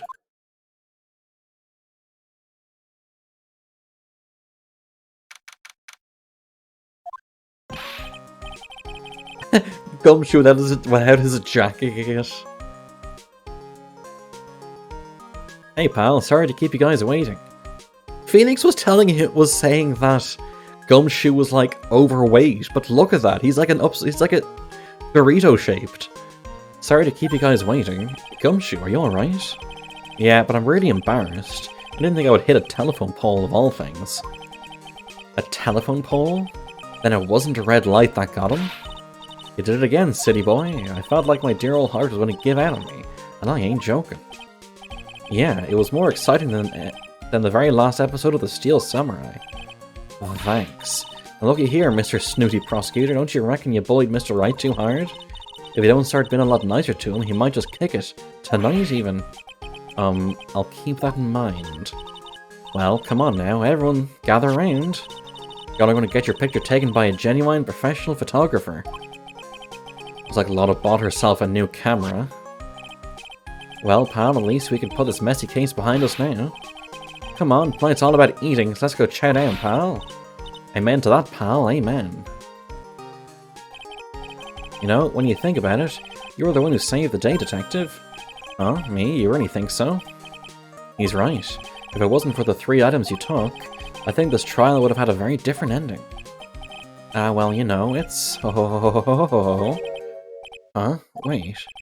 That's odd. When I ran off with the things from the killer's hideout, I was sure I took 4 things in total, sir. What? 4? Yeah, I'm sure I put one of the items in my coat pocket. There was a 4th item. Oh, come on, y'all, it's over. But oh boy, I tell ya, you really are something else. Between getting accused of murder twice and getting kidnapped. Never a dull moment with you, huh? I saw it both parties. Huh, you think? Why did you look so happy about that? But being shut away for 2 whole days, weren't you scared? Yeah, it was really scary. I felt so hopeless. But to keep my mind off things, I drew a picture. Sounds like you had it rough, gal. So where's this picture of yours? Yeah, I want to see it. I want to see Mystic Maya's picture. To be fair, if he pocketed several thousand, he wouldn't admit that something's gone missing. You know, I don't know where it went. Oh, that's too bad. Well, it's a... Tanner bets Francisco von Karma has the picture. And that was the 4th thing. That's alright, it wasn't anything important anyway. It sure is nice to finally see them both smiling again. What is it, Edgeworth? This thing is picking something up. That's Miss Von Karma's receiver. Thanks to her, I had the most awful experience of my life, sir. Can't believe she stuck a tracking device on me. That's odd. Even though you're standing right here, the tracking device seems to be in a different location. Oh, it's probably busted or something, sir. Well, it doesn't matter. I'm afraid it's about time for me to excuse myself. I still have some work to do. Huh? But Mr. Edgeworth, you haven't eaten anything yet. You've eaten way too much, you glutton. Phoenix, can you, like... bring it down a bit? I had fun tonight. Now, if you'll excuse me... Wait. What? I just want to say... Thanks, Edgeworth. You really saved me out there. If anyone should be saying thanks, it should be me, right? I feel like words alone aren't enough here, and so they kissed. You ruined your message, Costa. I wonder if there's anything I can give him to express how I feel. Okay, what do I give him? Do I shoot him? Anything I can give him to express how I feel. I can't save now. You can't save when presenting something. So what do I give him? The whip? Badge? Not the badge.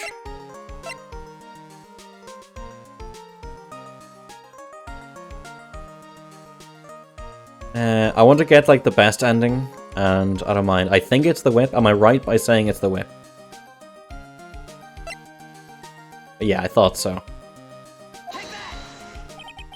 What's this? Thank you. It's all thanks to you too. You and her. You don't need to thank me. I was only doing my job. Looks like Mr. Edgeworth has left, Mr. Nick. Hey, Mystic Maya? Yes, Pearly. I guess you two can go back to being lovey-dovey, right? You and Mr. Nick, I mean. Hurley, would you cut it out already? You're embarrassing me. Anyway, so who's paying for this lovely dinner party? As if you need to ask. Everyone say thank you to Nick. Huh? Ah, yeah, I'm kinda at the point where I can't even buy instant noodles, pal. So I can't already put your name on the bill. Huh? Huh? Yeah, I got me a situation just like that myself. There's this camera shop in this hotel, you see? And I just bought myself this good old beauty here. It'd better be anyhow for 3,000. Why would you buy a $3,000 camera at a hotel? The price would be absolutely horrific. Huh? Uh-huh. Actually, I reckon you bought it for me since it's on your tab and all. Phoenix getting financially ruined at the end of every game. Isn't this great, Mr. Nick? Yeah, Nick. Why do I suddenly feel like screaming? This is just a mugging with more steps. Oh, you don't need to hold back now, you hear? Yeah, pal, time to let it all out. This is going to be the first time I hear the real you. Go on, it's been a while since I heard you say it. I've been busy being a hostage and all. Alright then, if you say so. You'll never finally recover from this. Do we get, You have to yell objection into the mic here? Interesting. It came through for me, Nick. Okay, I'm not clicking anything. I had a letter, but I knew you'd find it. I really feel like I've been living on the edge lately. I mean, I've escaped death 3 times now. Pretty cool, huh? I feel like a pro. Yeah, I think we're going to get, like, the epilogue of how everyone is. How do people enjoy the game, by the way? I'm so happy that you could save Mystic Mime, Mr. Nick. I'm so happy for the two of you. Speaking of which, I think this hotel is a popular place for honeymooners, so I sort of made reservations for the two of you just in case.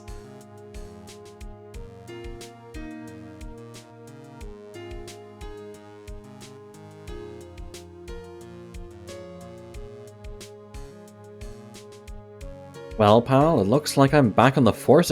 He got rehired! Mr. Edgeworth had a long talk with the chief, and he got me reinstated for my sake. I heard he said things like, letting that one go was bad for all of society. I knew it. Crashing headlong into everything is the only way to live, pal. All 4 cases in a row, maybe we should split it up a bit more. I don't like splitting between single-player games.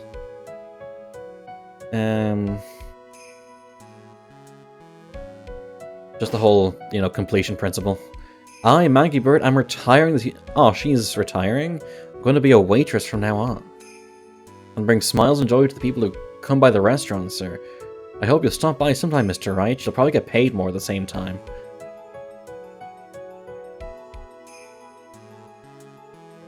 It's a shame that she's leaving the police force, though. Yes. Are you here to visit a patient? I'm Director Hottie. Oh. Recently, yes. That girl, I haven't seen her around. Yes. But I remember, if I even laid so much an eye on her, I would go crack. It didn't matter if I got whipped, though. Yes. Ho.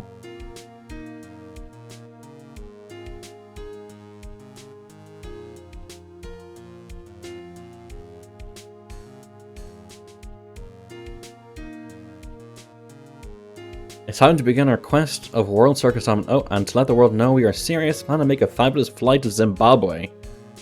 Hey Max, what do you think Zimbabwe's like? Do you think there are castles made of cake and bunnies who can talk? Oh, for fuck's sake. I think if there are any talking bunnies, even they won't laugh at Mo's jokes. Yeah, Regina still doesn't...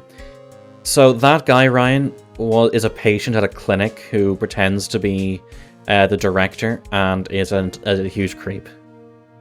I'm ready. There's no way these jokes are going to fall on deaf ears. I'm going to be more contemporary with my humor. Mo Curls, represent. We've got a new act all worked out. Prepare for the Hallelujah chorus. Say something, will you? You're supposed to start this off. Get on with it.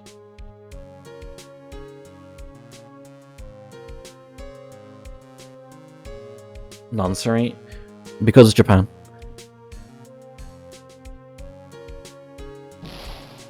What's this? Drat, just an ordinary electric razor recharging on its stand. I can't believe this. Really. How long do they plan on making me do this? But it's Edgy Poo's idea, so that means it must have a deep hidden meaning. But why do I get the feeling they wouldn't forget about me, would they? I was never like this in the old days. Everyone thought the world of me. They used to call me Queen Wendy and treat me like royalty and... Oh, okay, there we go. We got her with the gun again.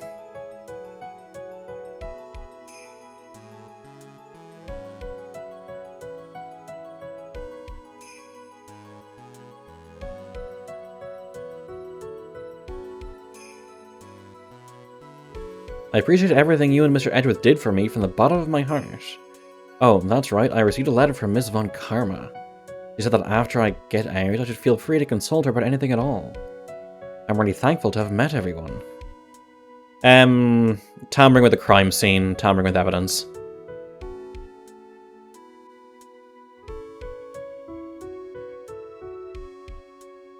It has become difficult for me in this country as of late. As such, I will take a short leave of absence. If you'd like to request my services, please be sure to visit my homepage. May we both be blessed with longevity.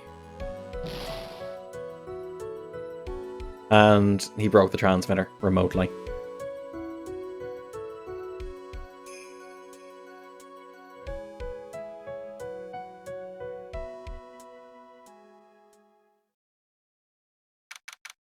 Oh, what's this? International Departures, Gate 12. Oh, is Franziska's going to have to do the same thing that Edgeworth did? Where are you going, Franziska? How did you know I was here? With this? That's... I heard you were planting things on a certain person. Things like tracking devices in his coat, for example. That's just like you. I only planted it there because he was always wearing it. This filthy drab coat of his, I don't know how it ended up in my luggage. But it's going in the trash, I promise you that. Oh, that's right. Speaking of that man, he told me something very interesting. Now plausible offender. You messed up at the end, there's a bad ending. Oh, I know that there's a bad ending. I knew about that a long time ago. So that's why I was working towards a good ending. When I ran off with the things into Kenneth's hideout, I was sure I took 4 things in total, sir. 4 things? Seems he put the last one in his coat pocket. He put it in here? It doesn't matter anymore, the case is already over. Well, what are you going to do now? That's none of your business. Are you running away? Shut up! You don't understand the thing. She is just whining like a teenager. I can't possibly understand what it means to be Manfred von Karma's daughter. Franziska, huh? So many expectations from everyone around me. Expectations I must fulfill. I'm expected to win no matter what, and failure, such a thing, is not an option for me. My father was a genius, there's no doubt about that. But me, I'm no genius. I've always known that. But I had to be one. I had to. You may not be a genius like your father, but you are a prosecutor, you have been and always will be. No, I'm not. Not anymore. I've even thrown my whip away. Speaking of that, Wright gave me this to hold on to. Right, you knew something like this would happen, didn't you? You didn't know that, Ryan? She became a prosecutor at 13. She's been a prosecutor for 5 years. I'm going to say this again. We prosecutors do not fight for personal honor or pride. I hope you'll think deeply about what you should be striking down with that whip. You haven't changed a bit. You've always left me alone and walked on ahead without me. Miles Edgeworth, I've always hated you. And then, finally, my chance to take my revenge on you arrived. I missed 2 achievements. What achievements did I miss? If I could win against that man, if I could make Phoenix Wright bow down in defeat... Oh, bad end. And what's the other achievement? This girl you left behind would have risen higher than you. That was supposed to be my revenge. Let the on guard go at the end. Oh, well, I figured the better thing to do would be to, would have, yeah, because then the other girl, no, meh, I see. You know, I can't do it. I can't change who I am. I can't throw away everything I've been until today. I got the good end, and I chose on guard guilty. I believe you can, just like how Adrian Andrews did. The girl wouldn't have been indicted on the second choice, but I thought that was the two options. Adrian Andrews, you're going to use her during the trial, right? But you were dependent on your father by using his tactics. Isn't that right? Today, you chased after me after I'd left you behind all these years. And that's why we're standing here now, side by side. But I have no intention of stopping. If you say you are going to quit your walk down the prosecutor's path, then this is where we part ways, Franziska von Karma. My God.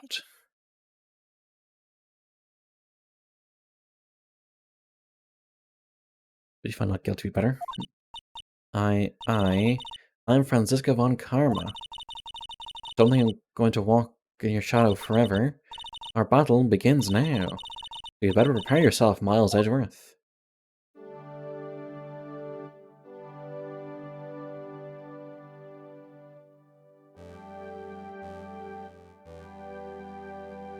Then a dragon comes in. Phoenix Wright. One day, someday, I'm sure we'll meet again. That looks like a graphical glitch, perhaps. Until then, this last piece of evidence that never made it to you. I'll take good care of this fourth piece, so I can give it to you when at last we meet again. Is he going to tell us what the fourth piece is?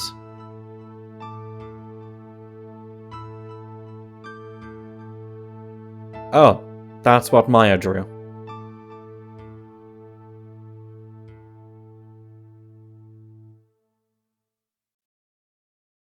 Farewell, my turnabout. Alrighty. Clap. I'm not sure if my clapping will show up. My clapping is actually not showing up on NVIDIA broadcast.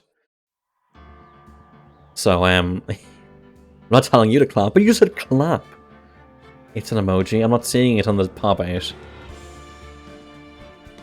But yes. Oh, fuck. Someone honked. Ryan honked, because it's a better Twitch TV emoji. Fair. So yes, tomorrow is going to be... tomorrow is going to be the stream where we discuss the channel, how things are going, the idea for schedule changes, refilling the wheel, things like that. So tomorrow may not have an actual game, but tomorrow we will be discussing things, so I encourage everyone to come by if they can and give their opinions. What they'd like to see, what they'd like to see change, how they think things are going. Because, like, I mean, I enjoy it. There's a certain framework that I like, but I think it's important to listen to people's feedback. So, on that, let me hit ending and see who's still streaming. Maple is, fuck it. Let's say hi to Maple again. He's always been a good bud. So, thank you, one and all, for being here. It's very much appreciated, and I will see you all tomorrow. Take care.